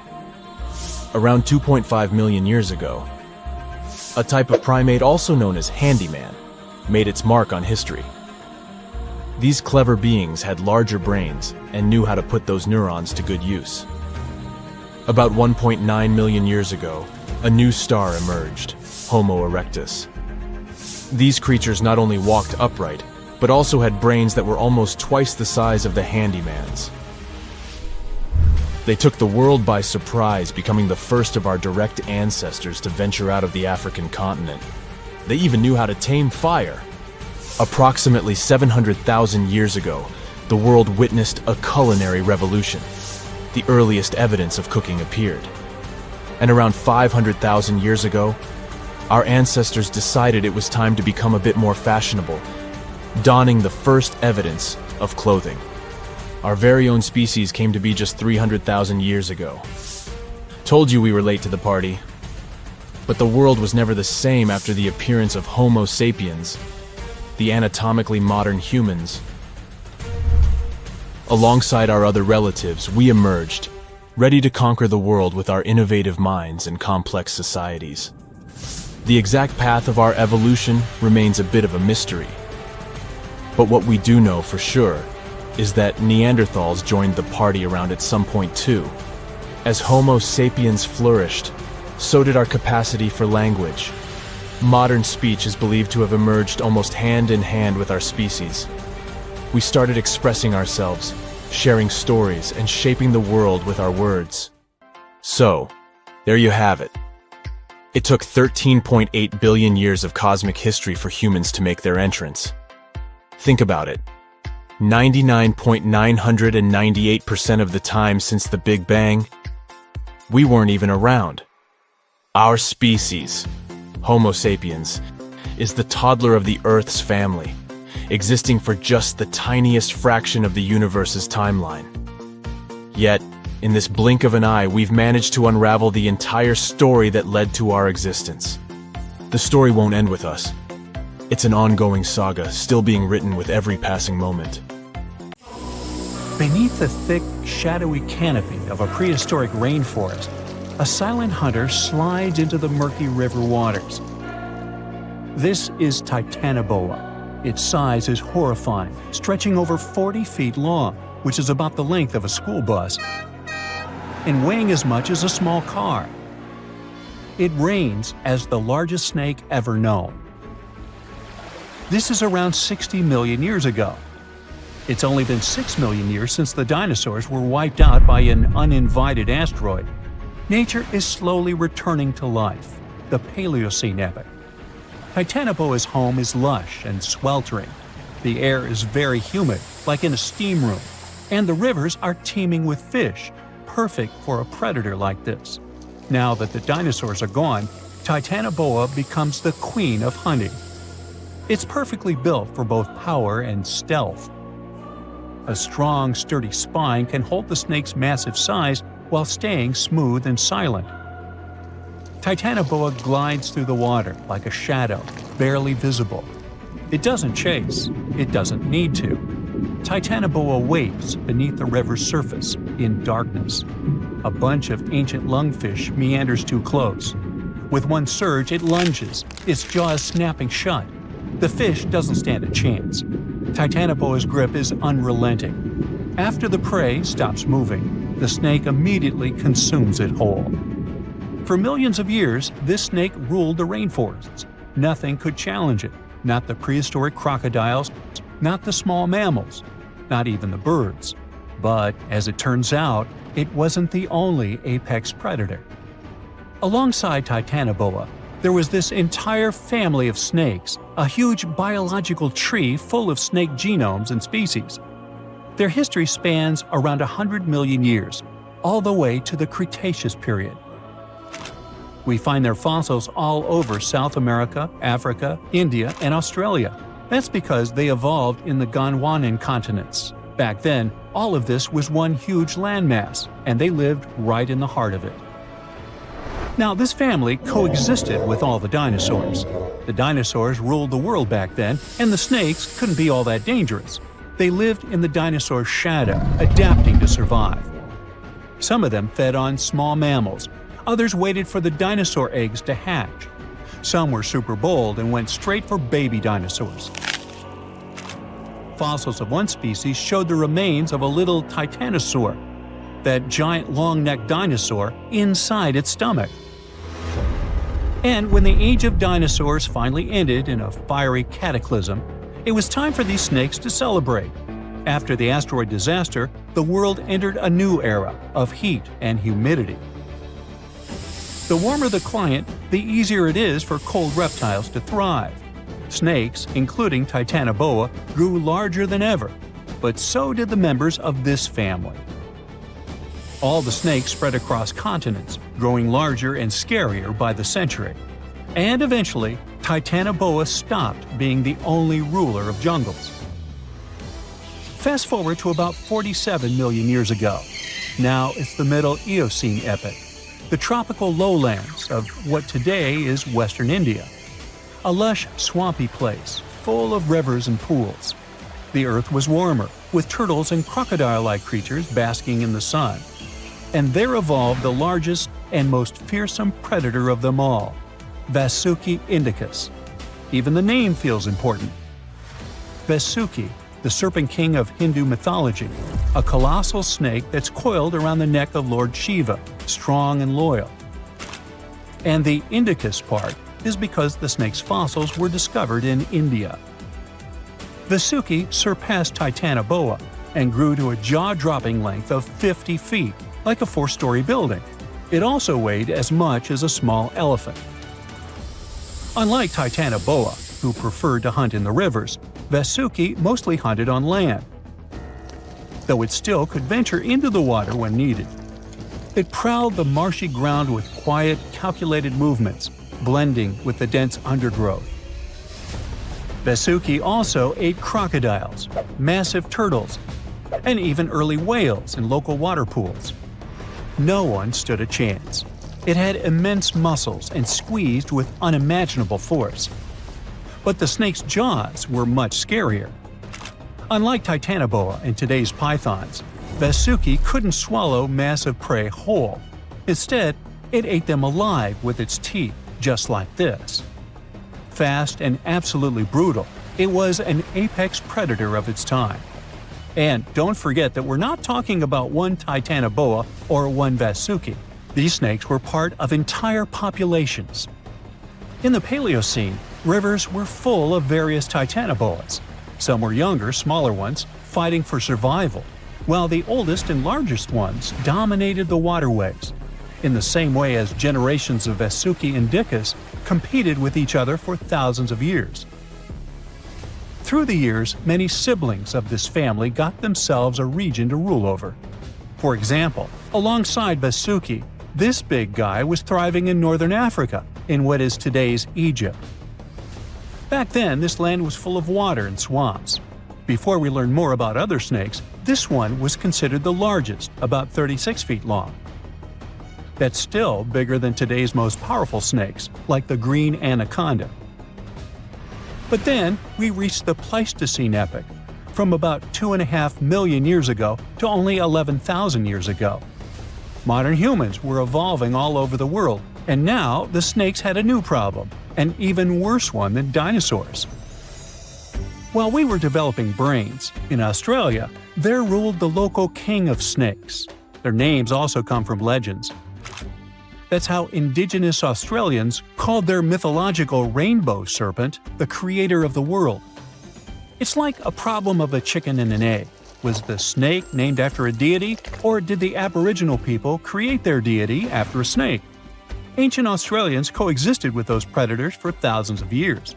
They warned their children how to avoid dangerous spots, passing down stories of the terrifying serpents. In their legends, the great rainbow serpent was shaping the land, rivers, and features of the world. These legends were most likely inspired by the powerful nature of those snakes. If only they knew that these animals weren't even as huge as Vasuki or Titanoboa. Though they were still dangerous. Urlungor was up to 26 feet in length.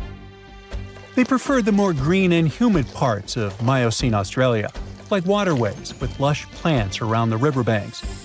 And there was much more potential prey. Urlungor had a thick body as wide as a human thigh. It loved to hunt in what is today the northwest Queensland. Its fossils were found in the limestone of Riverslade. It was a fascinating find. The skull was almost intact, with teeth and everything, which is crazy considering that snake skulls are very fragile and usually don't survive fossilization. Just like snakes before it, Urlungor didn't rely on venom. It was a constrictor, quick and powerful. But at least now these reptiles weren't as brutal. Their hugs quickly caused cardiac arrest in their prey. So the end came rather quickly. Also, they no longer could swallow the prey whole, and didn't have the same sharp teeth as Vasuki or Titanoboa. So both Urlungor and Wanambi had to eat very slowly, just like pythons today. Meanwhile, Wanambi was about 20 feet long. This one had a similar head, so it could only hunt marsupials, reptiles, and other little things that ventured too close. Wanambi's domain was the waterhole. It lay coiled in the shade, motionless, its body blending seamlessly with the dusty earth. If kangaroos and wallabies cautiously approached to drink, they wouldn't even notice the predator until it was too late. The Wanambi snakes lingered in Australia for millions of years. Even when the climate and ecosystem changed, it didn't bother these guys. In fact, they thrived in Australia's cooler, drier regions. Yet, even giants fall. Time moved on, the earth cooled even more, and nature began to change. Wanambi managed to last up to around 50,000 years ago, and could have lasted longer if it wasn't for humans. The same Aboriginal Australians who once feared Wanambi eventually spelled the end for the snake. All these years of being the apex predator, only for the little apes to hunt you into extinction. But that's how evolution goes. Eventually, all the giant snakes disappeared, leaving behind only their fossils and stories like this one.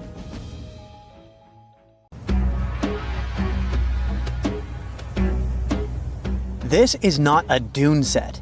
This is a very real desert in Niger. Jado was probably built by the nomadic Sao people and is filled with ksars, which are fortified houses made of salt and clay, with giant walls and secret passages. Located deep in the desert, it was once a vital stop for trans-Saharan caravans, but is now a hotspot for smugglers and bandits. The site has been off-limits since 2002 due to its dangers. The origin of the ksars remain a mystery. No archaeological studies have been conducted, leaving many questions unanswered. Even today, shifting sands reveal and conceal parts of these ancient ruins, fueling local speculation about what might still be hidden beneath the desert. Speaking of connective tunnels, scientists were blown away by the discovery of lava tubes in Saudi Arabia. These underground passages form when molten lava cools down. Researchers believe that ancient nomadic groups may have utilized these tunnels to survive the super harsh desert climates. While excavating the tunnels, archaeologists uncovered artifacts, rock art, and skeletal remains. The art and animal bones show that the people who used the tunnels were probably sheep and goat herders. They're still piecing together whether these groups lived in the tunnels for extended periods or just used them as temporary shelters. The Great Pyramid of Giza has been standing for thousands of years, but it's still hiding secrets. Using special scanning technology, scientists found two hidden structures under an ancient burial ground. The first is a shallow L-shaped structure, and below it is a much larger space that could be a final resting place or a chamber. The smaller structure was filled with sand on purpose, while the deeper one might be an empty chamber. Experts believe the two are connected, possibly as an entrance leading to a secret chamber. This is big news because it might give us some more insight into who built the pyramids and why. The world is full of ancient writing, but some messages refuse to give up their secrets, like the mystery of the Bash Plemi tablet. This unusual stone, pulled from a lake in Georgia, is covered in symbols no one can read. Even with modern technology, experts are completely stumped. The tablet is about the size of a book, with 60 symbols carefully carved into its surface, but 39 of them don't match any known language. Some resemble scripts from ancient civilizations in the Middle East, India, and Egypt, but none are an exact match. To make things even trickier, part of the tablet is broken off, meaning a piece of the puzzle is missing forever. To rule out a hoax, scientists studied the tablet closely. They confirmed it's made of vesicular basalt, an extremely tough local rock. Whoever carved these symbols must have been really skilled. Based on similar archaeological finds, experts believe the tablet could date back thousands of years, possibly to the late Bronze or early Iron Age. Some symbols repeat, which could mean they're numbers. Maybe it's an inventory list, a record of battles, or even an offering to the deities. Until someone cracks the code, the Bash Plemi tablet remains an unsolved mystery from the depths of history. Experts are still stumped with what this Minoan disk might mean. The Phaistos disk is one of the most mysterious finds from the Minoan civilization. This 6-inch clay object, discovered in 1908, has strange spiral markings that no one has fully decoded yet. The disk has 241 symbols on both sides, showing everything from people and animals to tools and plants. Experts have come up with many theories about what the symbols mean. Some think it's an early form of Greek. Others suggest it's a prayer or a hymn. And some even believe it could be a letter from a king in Anatolia to a Greek ruler. Let's see who will be the first to figure this out. It's always a fun day at an archaeologist's office when they find something as big as a 2,000-year-old marble head. A French archaeologist mission went digging inside an old medieval house near Alexandria in Egypt and found a statue's head depicting an old, possibly ill man. This statue dates from the last Egyptian dynasty before it became part of the Roman Empire, and the site where it was found is associated with the likes of Cleopatra and Mark Antony. For archaeologists, even the smallest finds at this site means a lot. You've heard of Lucy, right? The Australopithecus that was an early ancestor for us humans. Well, scientists found some of her species' footprints somewhere in Tanzania. The so-called Laetoli footprints are over 3 million years old. The trail stretched 88 feet and has about 70 footprints, left behind when a bunch of early humans walked across some wet volcanic ash. What's cool is that these early humans were already walking on 2 feet, like us, not all hunched over like apes. The close spacing of the prints shows they probably had short legs and a shorter stride than we do today. In an ancient Egyptian temple, archaeologists uncovered a shrine unlike any other, a place dedicated to falcons and 2 mysterious deities. One deity had a falcon's head, while the other wore a crown with a sun disk and cow horns. But the most baffling discovery was an inscription that read, "It is improper to boil a head in here." At the heart of the shrine, there are 15 headless falcons carefully arranged on a pedestal, likely as offerings to the falcon-headed deity. One theory suggests the birds were boiled first, perhaps to pluck their feathers, before being placed in the shrine, following the strange rule carved into stone. Archaeologists also found a 13-inch iron harpoon nearby. Its true purpose remains unknown, although the shrine also held remains of fish, mammals, and bird eggs, suggesting that the rituals may have included feasting. And speaking of ancient Egypt, meet Hathor.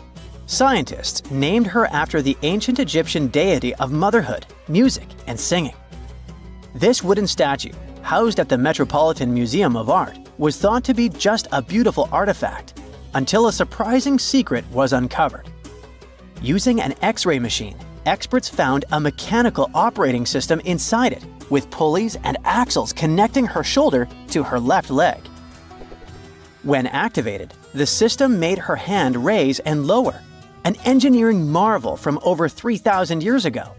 The statue was created during Egypt's Middle Kingdom, around 1800 BCE, and is often compared to 19th century automata due to its advanced design. It's believed the statue was used in religious ceremonies, symbolizing Hathor's role in dance and music. An unexpected discovery happened in northern Kuwait, where a Kuwaiti-Polish team uncovered a mysterious 7,500-year-old statue. The statue features an elongated skull, no mouth, narrow eyes, and a flattened nose. This feature is thought to be an Ophidian figurine, named after the Greek word for snake, and it was likely made by the Ubaid culture, a civilization known for their pottery skills. While no one knows exactly what role this weird statue played, it might have been linked to rituals or symbolic practices. Some scientists think these figurines, found in homes or final resting places, were tied to important cultural beliefs. We couldn't mention unresolved mysteries of this world without speaking about these elongated skulls. In the deserts of Peru, researchers uncovered 5 ancient skeletons, 2 with unnaturally elongated skulls. While head shaping was common in many cultures, these skulls defy explanation. Local legends tell tales of the so-called Gentiles, a mysterious race banished underground by the powerful deities. Some say this is what the skulls represent. Others think this is some type of genetic anomaly, which was confirmed after finding an infant skull, too large to be artificially shaped. You have about $130 million. What would you do with it? Fly into space or buy an island? There are many ways you can spend this much money, but one anonymous investor used it to build an extravagant underwater city. The project is not finished yet, and a lot of people are currently working really hard to make this crazy idea come to life. If all goes well, in the near future, living under the sea may become a reality. In the past century, there was a limestone quarry near the Welsh border in England. In the 1990s, it became flooded and turned into a lake 260 feet deep. Now, there's a large construction project going on around it. Trucks transport materials and people in overalls construct huge modules that look like giant futuristic submarines. These modules are called Sentinels, and they will become the buildings of a small underwater city. Builders and engineers create durable stainless steel materials that allow these houses to withstand a depth of up to 650 feet. This is the upper limit of the twilight zone, where very little sunlight penetrates. Large squid and other creatures live in this zone. Imagine waking up in an underwater hotel room and seeing a giant squid staring at you from the dark. Or even worse, you see a huge eye watching you as you wake up. This could happen if sentinels were successfully installed in the depths of the ocean. Meanwhile, let's return to our project on a small lake. The project is called Deep. Its goal is to make life underwater as comfortable as possible. Inside living modules, builders install bedrooms, kitchens, bathrooms, and observation windows. People will access them using small submarines. However, it's not as simple as calling a taxi. To live underwater, you need to train under the guidance of experienced instructors to test yourself in underwater life simulators. The cost of living there will likely be expensive, but it's worth it. At least you will be well fed. A chef will develop a special menu, and all food will be stored in vacuum-sealed bags to preserve its flavor and nutrients. It all sounds great, but there's a question. Who is financing this project? No one knows the answer. Deep is funded by a secret investor who has already spent more than $100 million. Interestingly, this is not the first attempt to create an underwater dwelling. For example, Jacques-Yves Cousteau, a famous diver explorer, first created the Conshelf 1 underwater house in 1962. This was a steel cylinder located at a depth of 30 feet, where 2 divers lived for a week. In 1970, several women also spent 14 days underwater in the Caribbean Sea at a depth of 50 feet. The aim of that project was to study human psychology in a cramped environment, similar to that of a spaceship. Unsurprisingly, that project was partly funded by NASA. Okay, we have windows overlooking marine life, delicious food, underwater parties, and solitude away from civilization. All these things sound cool, but if we put aside the fun part for a moment, is there any real benefit to it? Oh yeah, ocean exploration. Many marine biologists believe that the best way to explore the ocean is from within. Diving doesn't help much since divers are limited by time and body needs. They can stay underwater for only about an hour and a half at a time. Underwater cities could allow us to live underwater for months. But the most important thing is long-term observation of marine life in its natural habitat. In the mid-1990s, a group of researchers wanted to study the development and nutrition of corals. They brought them to the lab for testing and found out that corals reacted differently to tests in artificial environments than in the ocean. Their behavior in a laboratory setting was different from their behavior in the wild. Underwater cities could also provide work for archaeologists who study the remains of ships that have sunk throughout history. Plus, such cities could help protect us from future disasters. In the event of a catastrophe like an earthquake, tsunami, or volcanic eruption, scientists and engineers could build water-based shelters like the Sub-Biosphere 2 project to provide refuge for people. These circular structures could sink into the ocean and give shelter for up to 50 or 100 people, allowing them to wait out the disaster from a safe distance. Underwater cities could be an excellent solution to overpopulation, but there are some downsides. We already pollute the world's oceans, and what if we literally lived inside them? It's one thing to use labs to study marine life, but it's another to build hotels for vacationers. One such hotel, called the Water Discus, is a building at a depth of no more than 32 feet. It will have 21 rooms and a restaurant with coral reef views. While the conditions seem comfortable, some experts worry that staying there for long periods could be harmful because of the lack of sunlight. Nevertheless, it would be interesting to stay there for a week and see how it feels.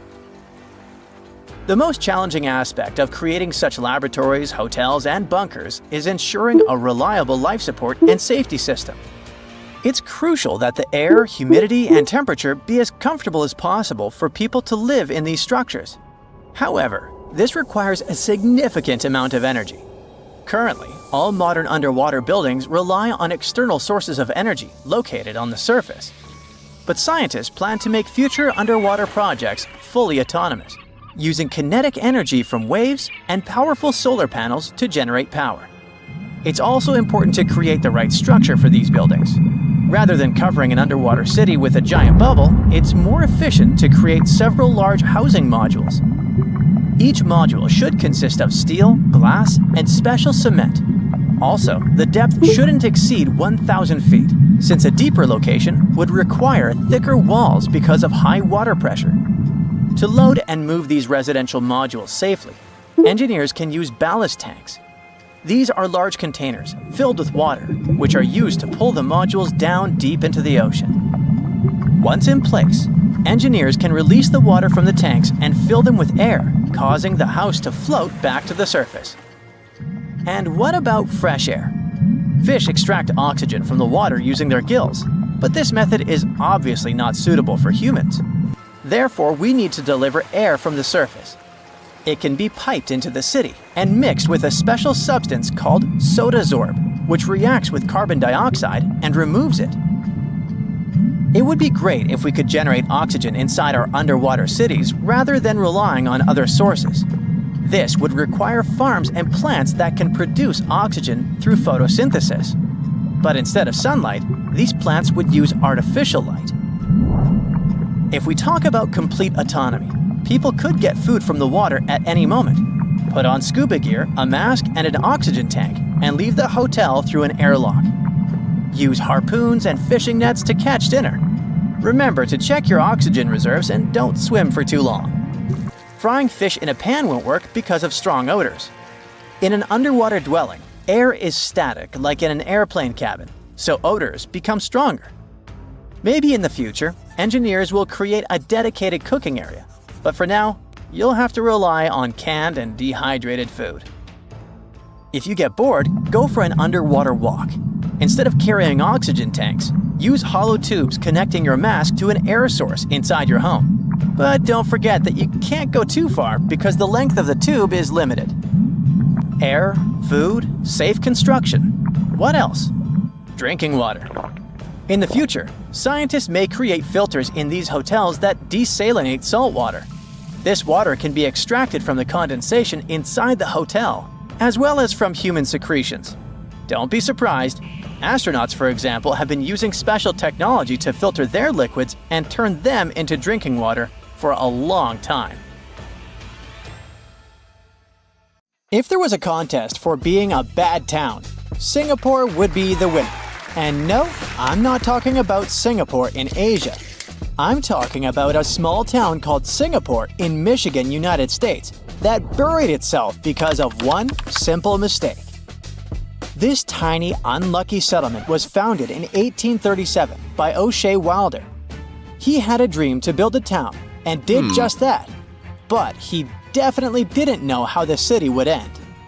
After the first year, it struggled economically, but soon after, it found its path in lumber work. At its finest, it had a population of 300 people. In 1842, the city experienced a pretty hard winter. Its inhabitants were left with no food and no way of surviving. But by some miracle, they found a ship that had recently sunk near the town's coast. Luckily, the ship was packed to the brim with all kinds of food. They also had one of the best lighthouses, but not for long because it fell down and got destroyed in a few years. People didn't restore it, saying that they didn't need one despite being a hotspot for ships. That's nice of them. Then a couple of years later, everything started going downhill, and half of the Midwest burned in a big fire. Surrounding towns turned into ashes, but this place remained intact. Trees were burned in the surrounding towns, but Singapore had an untouched forest ready to be harvested. They began cutting trees, particularly the white pine tree. This, of course, busted the town's economy. As we all know, cutting a lot of trees is pretty bad. But nobody could predict what would happen next, unless they were experts in dunes. The location of Singapore was unique. On the left side, they had a lovely beach by Lake Michigan. In front of them, there was a river, and everything else was a forest.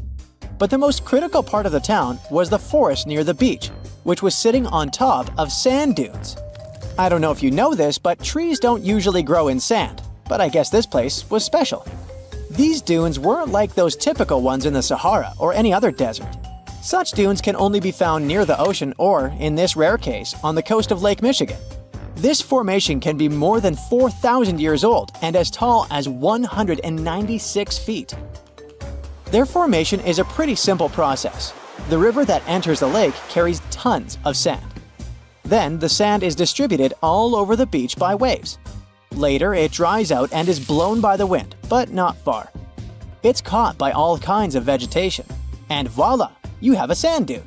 This process has been heavily studied by scientists, and it's been concluded that plants play an essential role here. They stabilize the dunes by preventing the sand from being blown out, and the roots help the sand not to fall apart. Plus, they hold water. And if you've ever made a sandcastle, you know wet sand doesn't fall apart. If only the Singaporeans had known this before starting their tree-cutting business. Plants develop in a couple of stages. The first stage is called pioneers. Some plants begin the dune-building process, but over time, they perish and become food for the next generation of plants, which is called scrub. In this category, tiny trees and vines are extremely vulnerable, but important for what comes next. If everything goes right, a rare thing in sandy areas will grow – a forest. This stage of plants is so unusual in such regions that it can only be seen in the US on the Atlantic coast or near Lake Michigan. Forests like the one in Singapore are 1 in a million because they mostly consist of white pine trees. That's one of the best woods for lumber. Now let me tell you a little secret. Those pines were the only thing keeping the sand dunes in place.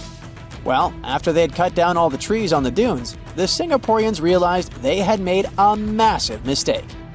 After not so much time, the sand got dry, and guess what? The wind started carrying it right into the town.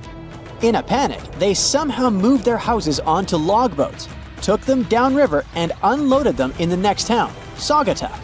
Some of the houses are still in use now. Some people were either stubborn or couldn't load their giant houses on logs, and they stayed in the town. A family lived in a 3-story house, and as the wind blew, the house was slowly getting covered with sand. They moved upstairs as the floors beneath them became unavailable. Eventually, they ran out of floors. Instead of Santa Claus coming down their chimney, they got a pile of sand. And when that happened, they finally decided to move out of Singapore. In 1894, the city was officially declared a ghost town. This is not an isolated case. Many houses are getting buried now. People are paying tons of money to remove sand from their homes, and most cases occur around Lake Michigan. There are also a few in Africa. The Sahara dunes can move and cover the whole of Europe. You might be wondering what's going on in Singapore today. Basically, it's a big pile of sand with a sign that says there is a whole town underneath. The sand preserves around 37 houses. Maybe one day, archaeologists will find the town and dig it out, restoring it once again in its final glory. But people who lived there said that it was not worth the effort. Many building projects have been proposed there, but historians believe the town is important from a historical perspective and are against building anything there. Whatever they do, let's hope they won't cut the trees down again. We can all agree that what happened in Singapore is terrible for people. But, unfortunately, it's not the only occurrence of its kind in the US. This time, trees and dunes had nothing to do with it. The next phenomenon, called the Dust Bowl, covered a large area, simultaneously affecting a few states: Kansas, Colorado, Oklahoma, Texas, and New Mexico. The first people who saw the land around these states weren't too happy about it and said it wasn't good for farming because it was too dry. They even called it the Great American Desert, since there wasn't any water or trees over there. But some people took it as a challenge and stayed there. They believed it would eventually rain and the land would magically become fertile. It happened in the 1900s, and many new machines helping farmers with their work were being developed. Unfortunately, they overworked the land in the next 30 years, making it even drier. And yeah, the rain they had been hoping for never arrived. Instead, a big drought occurred. It lasted for 10 years, which further worsened the situation. More than 1 million acres were affected by this colossal dust bowl. The drought worsened yearly, and eventually, the topsoil turned into dust blown around by the wind, covering houses everywhere. The dust even reached Washington, D.C. But not all hope was lost, since people started trying to revive the land. The Civilian Conservation Corporation began planting around 200 million trees from Texas to Canada to prevent the soil from being blown out. Farmers began implementing new techniques like crop rotation that helped retain water. Authorities even started paying farmers to start working on the land to improve the condition further. All this hard work started paying off, and by the 1930s, the dust blowing was reduced by as much as 65%. But since 75% of the topsoil has already been displaced, it took another 8 to 10 years for the region to fully recover. Now, history isn't just carved in stone, but these drawings on 11,000-year-old rocks might be warning us about a freaky future. Both the Mayans and the people at Göbekli Tepe made big predictions about humanity's future. What's eerie is that despite being hundreds of miles and years apart, they used similar symbols. Now, let's get one thing straight. Ancient civilizations often depicted their deities as humanoids. You'll find humanoid representations of celestial beings in ancient Egypt, but also in pre-Columbian societies from the Americas. For example, Aztecs had an important deity they called Quetzalcoatl. He was related to the wind, Venus, and the sun. In some ancient Aztec art, he's depicted carrying a tiny handbag. The shocker is that a very similar winged figure was represented by the Assyrians. Now, it's already odd that they chose similar forms to represent their gods, even though these civilizations didn't have any contact with each other. But to draw an almost identical handbag? That seems like a bit of a stretch. Of course, now, when we say handbags, we mean carvings depicting things that look like modern handbags. Not quite Coach or Prada, but you get the idea. Some theories suggest this mysterious handbag could be related to time travel. We've seen that Göbekli Tepe tells of a great flood that destroyed an ancient civilization. But during that civilization's time, they raised cattle and grew food. They knew how to handle seeds and grow crops. According to one theory, this stylish accessory could have been used for carrying seeds. Since Göbekli Tepe is believed to be near where Noah's Ark might have been found, the people of the area could have gathered seeds to plant in the New World after the Great Flood. Strange?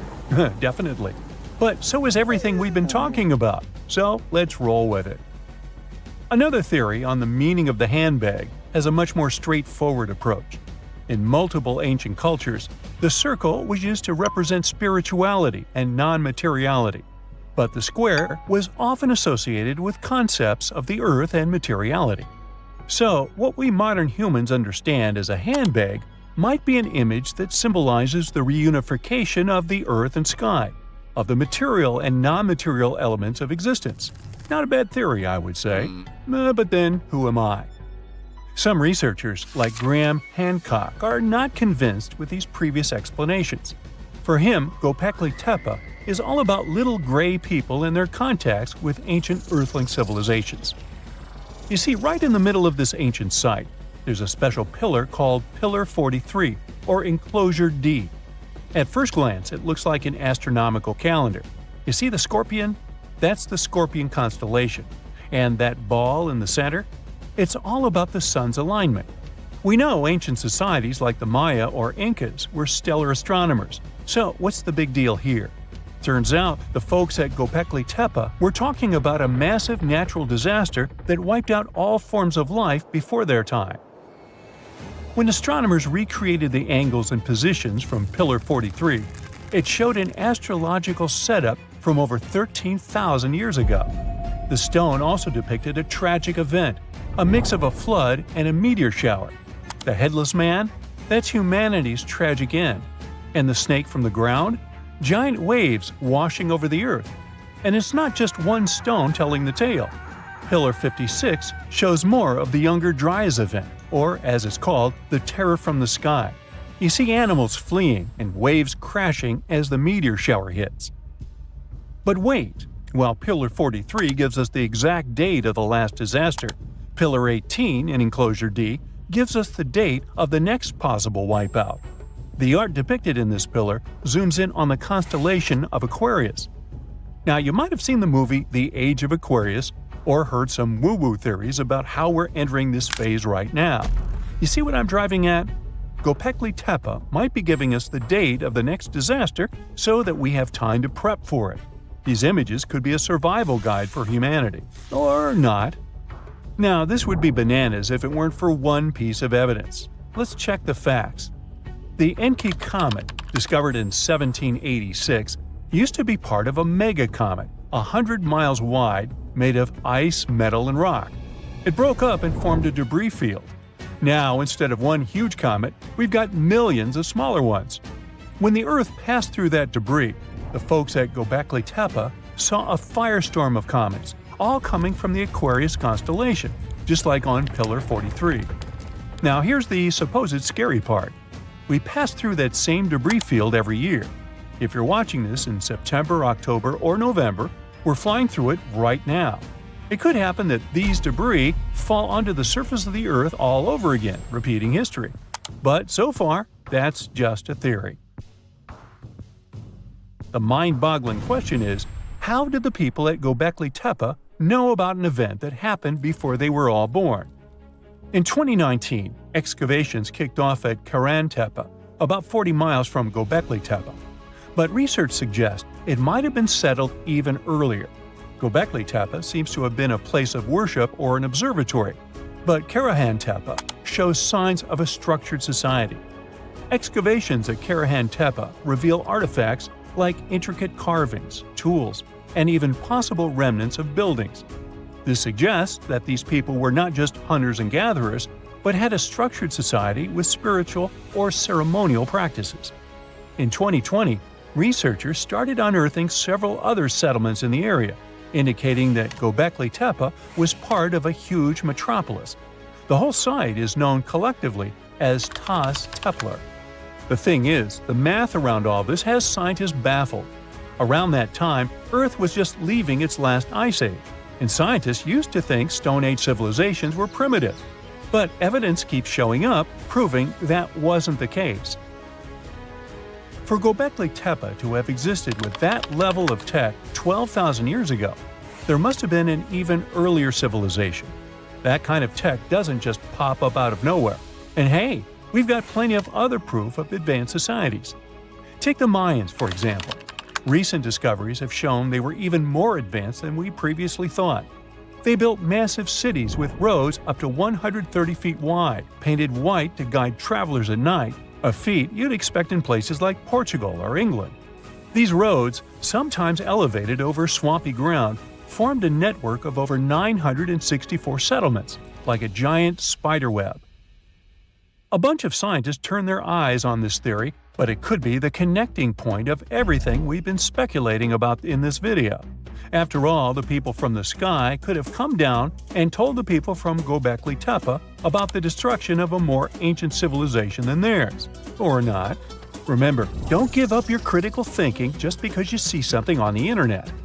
Anyway, Göbekli Tepe raises suspicions just as Stonehenge and the Great Pyramids of Egypt. When we mix little green aliens into the equation, it explains one way that surreal engineering feats were possible in these sites. But it also underestimates our human ancestors and their thinking abilities. One of the main characteristics of Göbekli Tepe's architecture are the T-shaped pillars. The heaviest of them weigh 20 tons and are around 20 feet. These pillars were erected perfectly, without so much as a dent in them. Sure, that's pretty hard to do without modern machines. But hey, maybe they figured it out and built it after much effort. Now, in case you don't know what I'm talking about, This old pal is supposed to have cracked the secret of the pyramid builders in modern-day America. He used it to build his own castle and other mesmerizing structures. So, hey, I guess we'll have to keep digging to find out the actual facts about it all, huh? Statistically, 3% of in-hospital amputations performed by skilled surgeons end up in amputation of the wrong limb. But that's what happens in the human world. Ants somehow manage to do that right even without attending a medical school. Researchers have recently made a groundbreaking discovery regarding the medical capabilities of Florida carpenter ants. They saw those ants perform amputations on their injured colony members, marking the first known instance of such behavior in the animal kingdom. The study found that ants triage wounds and adapt treatments by amputating legs depending on the severity of the injury. The ants in question engage in these amputation procedures after sustaining injuries in battles with neighboring ant colonies. According to specialists, the ants are able to correctly diagnose wounds and decide whether amputation is necessary for survival. Injured ants willingly participate in the process, demonstrating a unique form of cooperation within the ant colony. While the exact reasons behind this behavior remain unclear, researchers speculate that ants that undergo amputations have a higher chance of survival compared to those with untreated injuries.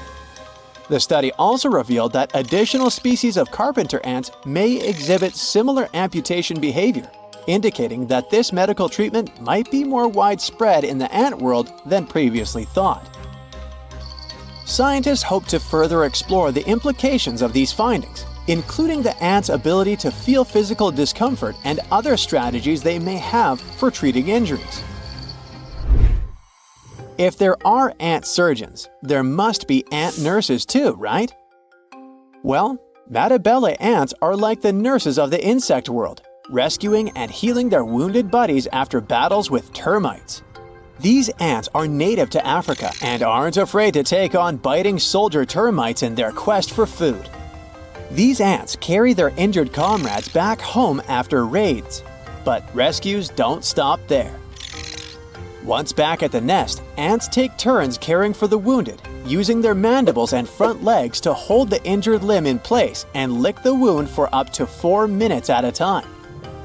The ants don't just help their friends out of the goodness of their hearts. It turns out that these rescues are essential for the injured ant's survival, with up to 80% passing away within 24 hours if left untreated. Researchers found that the licking behavior might help prevent infections and improve the chances of survival. While humans can't walk more than a couple of blocks without consulting Google Maps, ants use the sun's position and visual memories of their surroundings to guide them home while walking backward with heavy loads of food. Research reveals that ants are not only skilled navigators, but also masters of adapting to their surroundings in creative ways. Previously believed to have 2 separate reflexes guiding their movements, ants have now been shown to strategically look behind them and use the sun's position to set their course while walking backwards. Basically, it's like ants have their own GPS system, which is impressive considering their small brains. Yep, size doesn't matter when it comes to intelligence. On another note, trapjaw ants have been found to have a surprising trick up their sleeves when facing predators. These quick and fierce ants can actually propel themselves into the air using their powerful mandibles to escape threats. Researchers observed this behavior in trapjaw ants encountering pit-building antlions, and found that this unique escape mechanism significantly increased their chances of survival. The friendship between ants and aphids has been a topic of fascination for scientists for ages. Despite being as different as night and day, these two insects have joined forces to ensure their mutual success, like the ultimate dynamic duo in the bug world. Their partnership demonstrates mutualism, a fancy word for a give-and-take relationship where everyone wins. Ants play bodyguard for aphids, keeping them safe from pesky predators and parasites, while also making sure they never go hungry. In return, aphids whip up some delicious honeydew for ants to enjoy, kind of like a bug potluck.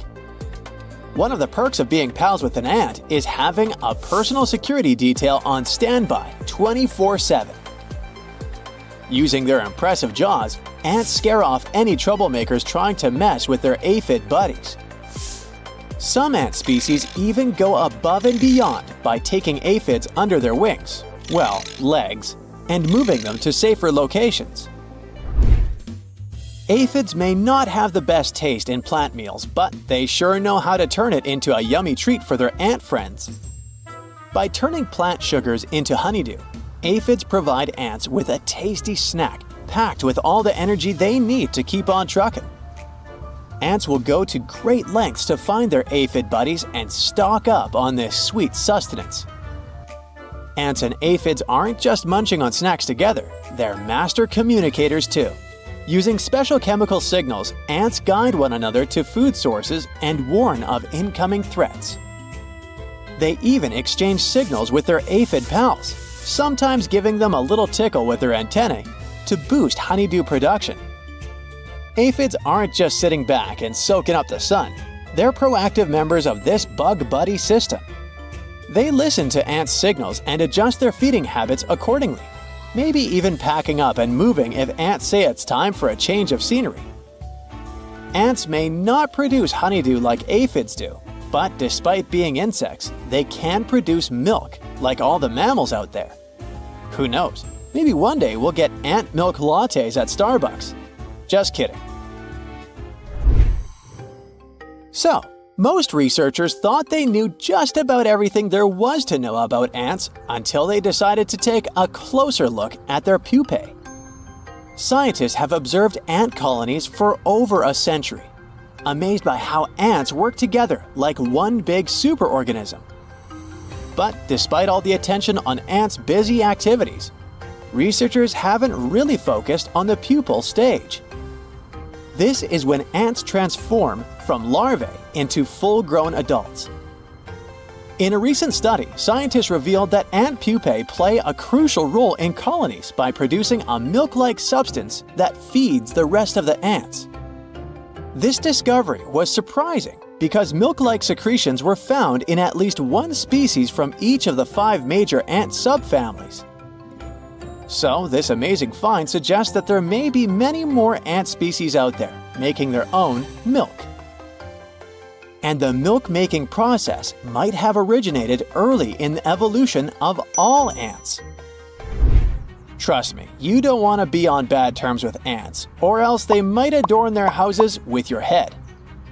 I know, it sounds insane, but here's the deal. Ants really use their foes' heads to decorate their homes. For the past 60 years, scientists have been puzzled by the behavior of a small ant called Formica arcboldi. These guys love to adorn their nests with the skulls of trapjaw ants, which are armed to the teeth with venomous stingers and massive, snapping mandibles. Despite the odds, Formica arcboldi ants in Florida are skilled at bringing down their larger adversaries and snagging their heads. How do they manage to do it, you ask? Well, it's all about their quick and efficient acid spray.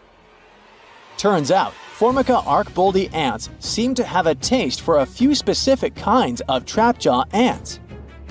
By mimicking their prey scent, these headhunters have found a clever way to overpower them in battle. But why exactly do they collect their foes' skulls? Some experts think it could be a way to mask themselves from kidnapper ants who brainwash entire ant colonies. Tiny weaver ants have impressive nest-building skills and can create nests that are 1,000 times bigger than themselves.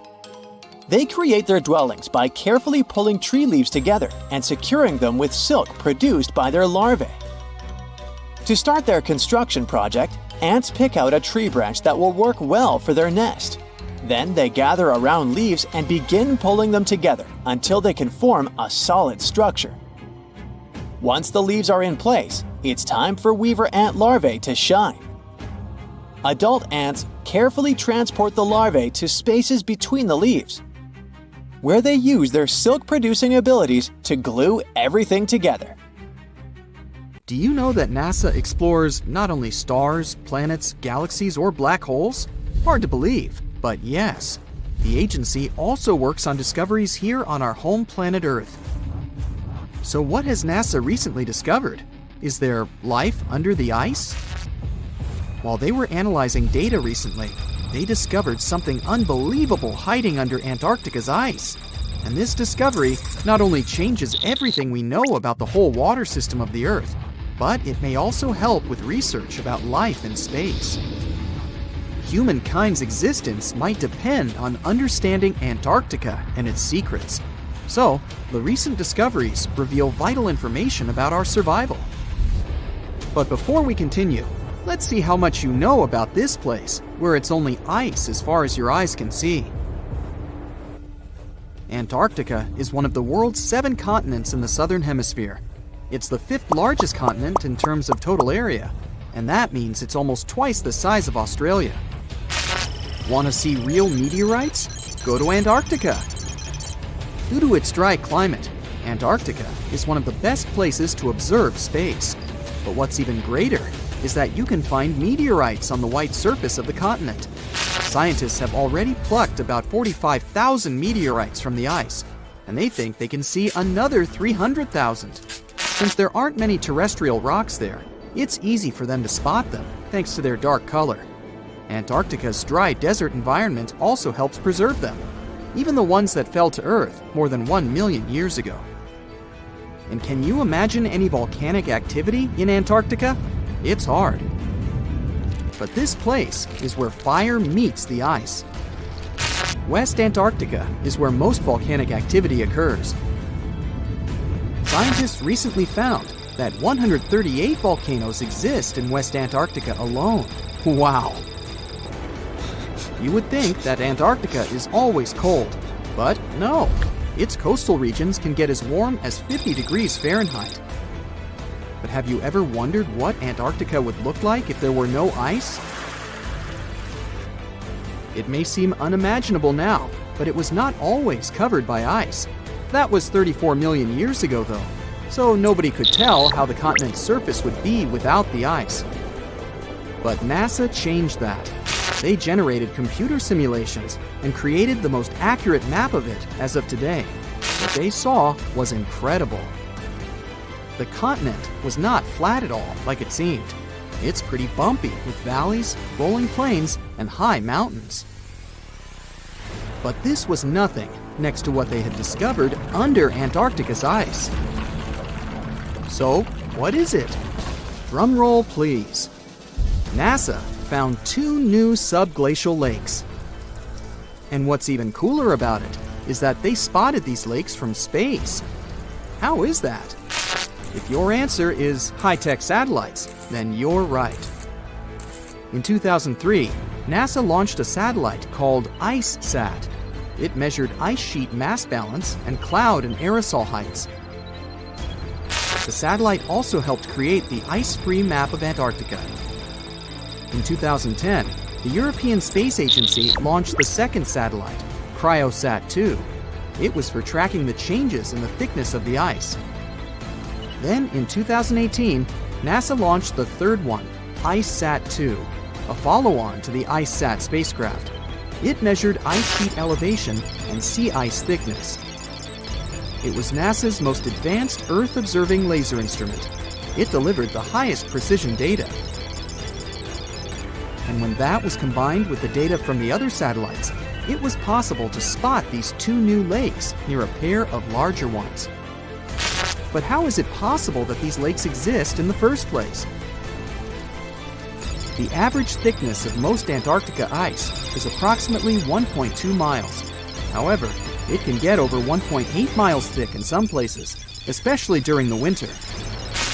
So, you might think that there's nothing under there, but science says otherwise. It's not quite possible to see it with your bare eyes, but the continent's ice is slowly but constantly flowing in different directions under the force of its weight. But scientists could not figure out how water moved for many years. That started to change in 2007, when data gathered from the IceSat provided insight into what hides beneath the surface. They first discovered an entire network of meltwater lakes connected under Antarctica's fast-flowing ice streams, and there were hundreds of them.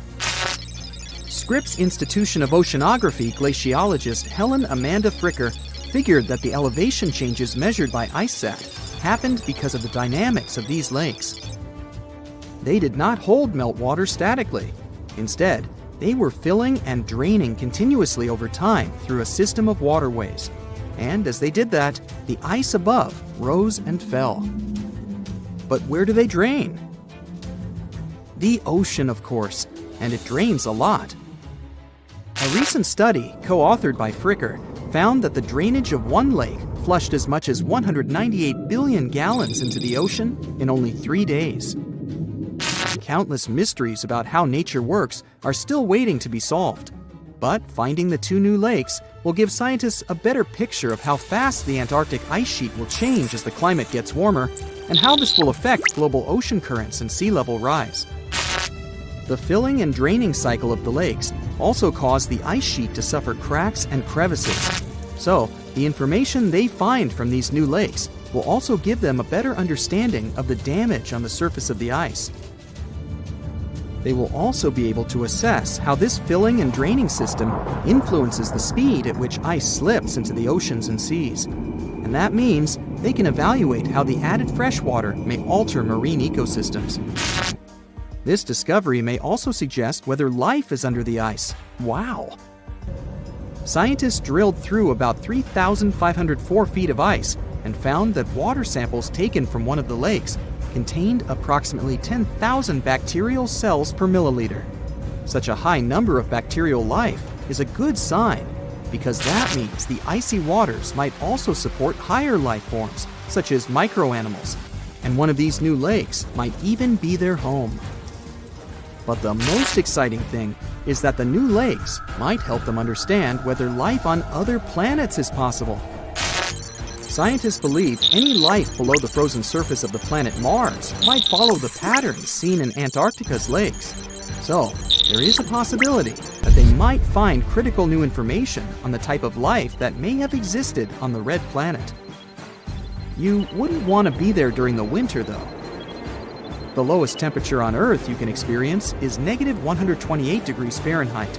In 2010, there was an even lower temperature of negative 135 degrees Fahrenheit. And you may feel this cold much worse due to the strong and dry winds. Did you know that the size of the ice surface on Antarctica also changes throughout the year? It's about 1.2 million square miles during the summer, but when it's winter, it grows to 7.3 million square miles. Yet, despite the change, it remains the largest piece of ice on Earth. Sorry, Arctic, you lose.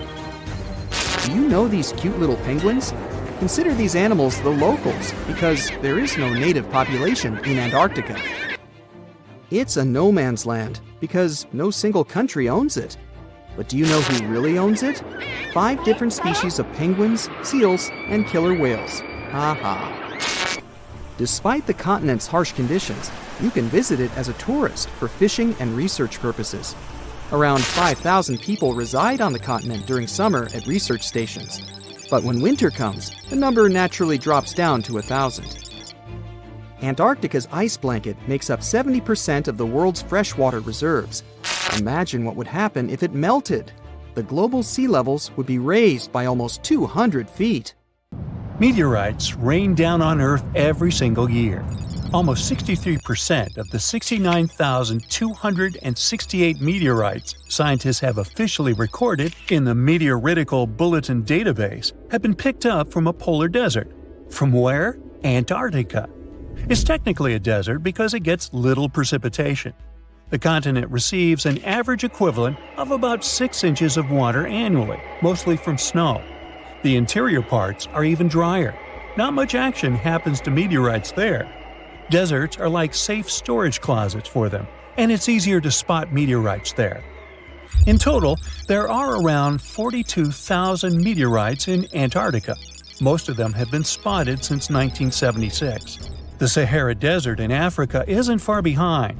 Nomads and treasure hunters have discovered over 14,000 meteorites there, especially since 1995. Then there's the Arabian Peninsula, mainly Oman, where they've unearthed about 4,200 meteorites. So why does Antarctica take the crown for its meteorite collection compared to other areas? It's not because more meteorites land there. Statistically, they can land anywhere. Antarctica wins because it's great at showing off these space rocks. The icy environment keeps them in mint condition. The contrast between the ice and space rocks makes spotting meteorites easy.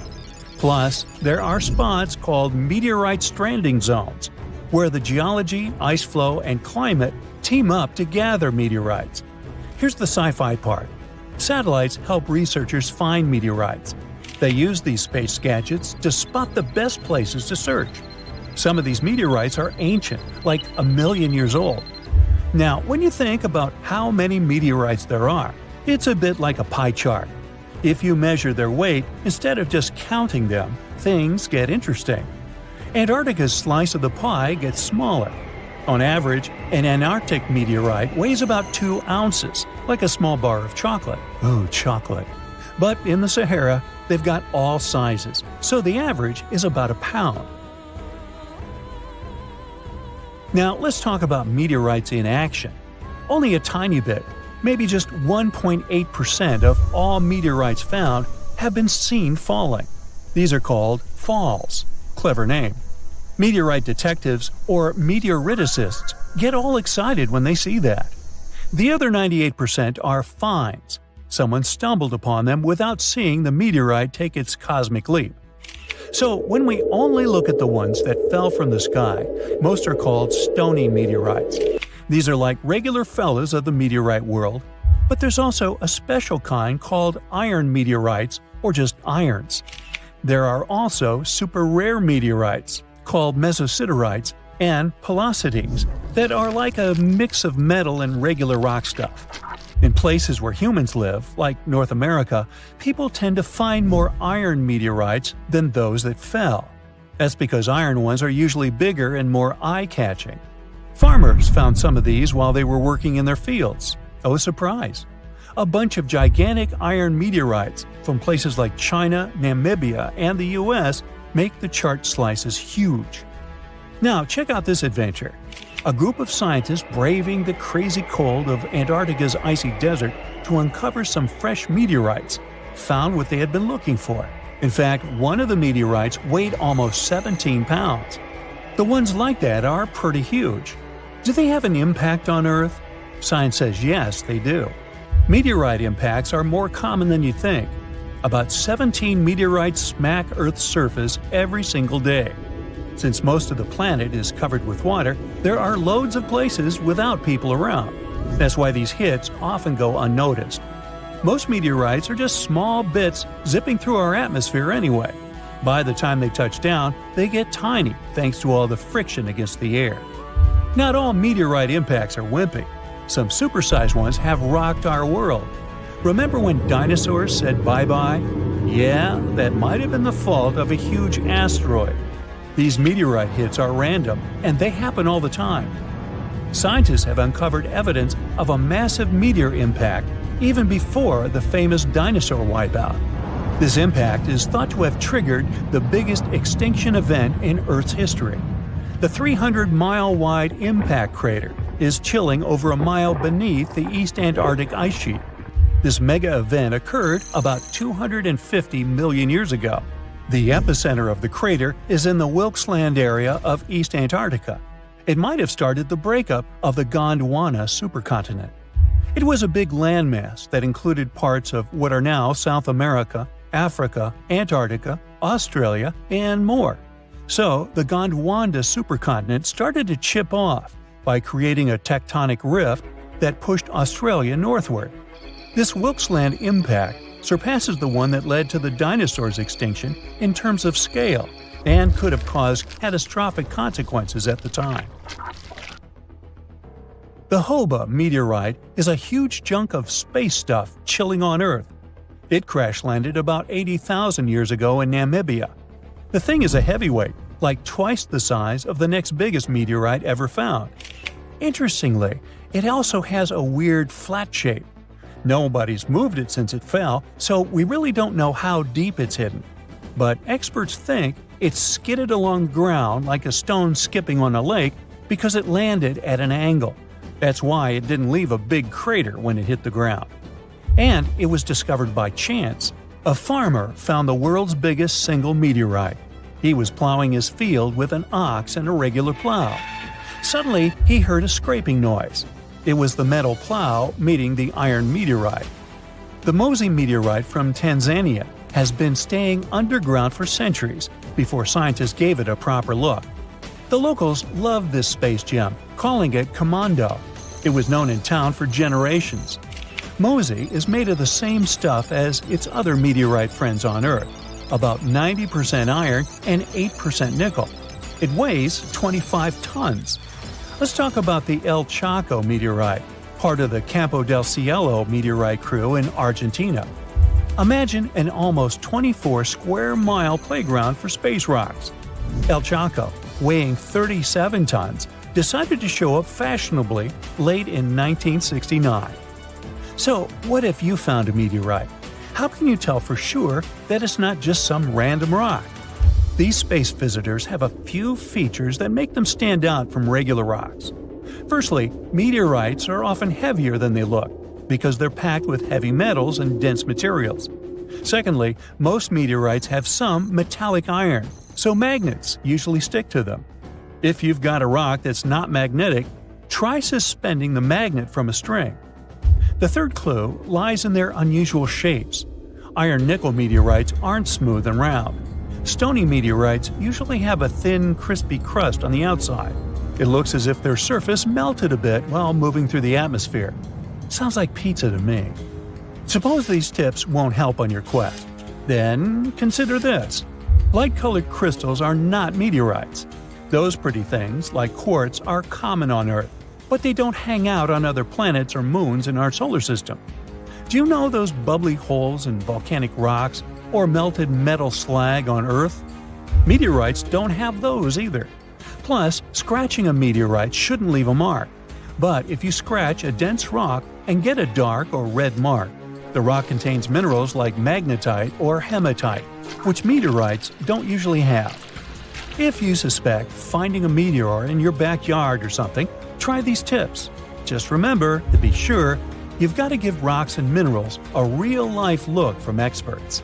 And if you see one falling towards you, always remember to duck. The Earth has three main layers. Two parts of the core, the dense, hot inner core, and the molten outer core. Then comes the mantle. And then follows the thin crust, the surface that supports life as we know it. At least, that's what we thought, because now scientists found a new mysterious layer located deep within the solid inner core. Earth's inner core is approximately 2/3 the size of the Moon. And made of nickel and solid iron, it's burning hot. The temperature at the center of our planet is the same as at the surface of the Sun. The outer core can reach almost 10,000 degrees Fahrenheit. It's difficult to explore it because we can't go there, and it's like looking through a really dirty window of 3,200 miles of molten metal and rocks. But we can rely on laboratory experiments on heated pressurized rocks, signals from seismic waves, and computer models.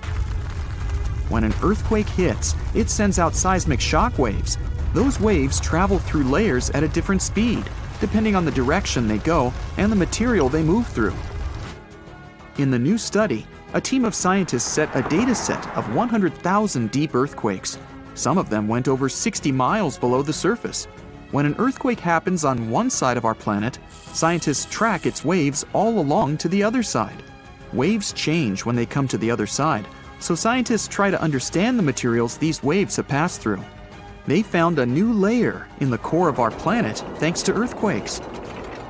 Normally, shock waves travel along the equator, but down below, they digress and go into different directions, about 60 degrees to the side.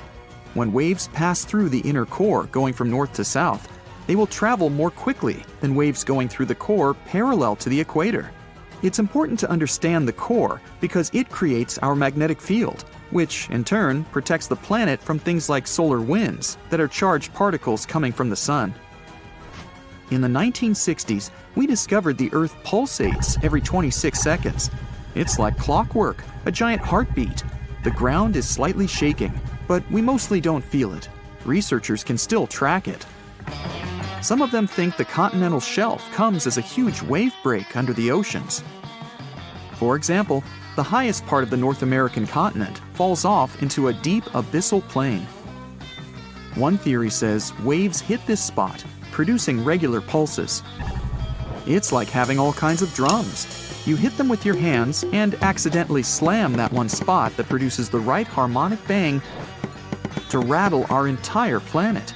If this theory is true, we're lucky there are no more spots like this that can shake the Earth. Other scientists believe the pulsation happens because there's a volcano near the critical spot, the island of Sao Tome in the Bight of Boni. You're walking, running, and jumping, but when you stop, it always feels like you're standing still. In reality, you're moving even when you're perfectly still because our planet is always on the move. Depending on where you're at, you could be spinning through the universe at more than 1,000 miles per hour. If you're on the equator, you'll move the fastest. Let's say you have a basketball spinning on your finger. Check the ball's equator. A random point on it has farther to go in just one spin than any point near your finger. That means the point on the equator is moving more quickly. The Earth is a planet that recycles all the time. The ground we're walking on is recycled. Our planet's rock cycle turns rocks of one type into another. That's a cycle that goes on and on. The depths of our planet are filled with magma. As magma is going out onto the surface, it hardens into rock. Tectonic processes like volcanic activity, earthquakes, mountain building, and all of the other processes that shape the surface of our planet bring that rock to the Earth's surface. When the rock is on the surface, erosion shapes it and shaves its bits off. Those small particles then get deposited. All the pressure coming from above compacts the particles into sedimentary rocks, like, for example, sandstone. Sedimentary rocks can also end up deeper and deeper under the Earth's surface. Since there's a lot of heat and pressure, they get cooked into metamorphic rocks. They can go back to the surface once again, or even end up being re-eroded. Sometimes the crust plates are pushing one under another, and this way, rocks can transform into magma once again. We've explored only 5% of the ocean so far. The ocean itself, as well as life below the seafloor, is still a mystery. The sediments that are underlying our oceans are home to different microorganisms that exist even at depths of 1.5 miles beneath the seafloor. There are microbes hidden deep inside volcanic rocks below the seafloor off of the parts of the Pacific, hidden under 870 feet of sediment. The biosphere under the seafloor is growing extremely slowly compared to life on the surface. Cell division happens every 10 to 1,000 years. Something's different about the Earth's axis. Climate changes and melting glaciers, mostly in the regions like the Himalayas and Alaska, made the axis shift. Our planet has two kinds of poles. Are the south and north magnetic poles. They affect things such as drift and navigation. The axis that the Earth is spinning around is another kind of pole. It shifted a little bit over time, but we don't know exactly why. Researchers realize there are moving masses of water, pushing the Earth's axis eastward. Take a basin of water as an example. If you're moving it back and forth, sloshing makes the water move its weight all around. A similar thing is happening on a planetary level. No matter how large an earthquake is, no human could ever feel an earthquake on the opposite side of the Earth, although some people claim they did. In 2013, there was one near the Kuril Islands with a magnitude of 8.5. It went around 400 miles deep. It was so strong, people in Australia reported they could feel the ground shaking. The strongest earthquake happened in Chile in 1960 with a magnitude of 9.5. The rupture zone stretched from 311 miles to to almost 620 miles along the country's coast. Earthquakes with a magnitude of 10 or higher can't happen. The magnitude depends on the length of the fault where it occurs. The longer the fault, the bigger the earthquake. A fault is a break in a part of the planet's crust. It has rocks on both sides, and they move past each other. We haven't found a fault long enough to generate earthquakes with a magnitude of 10 or more. If it happened, it would extend around most of our planet.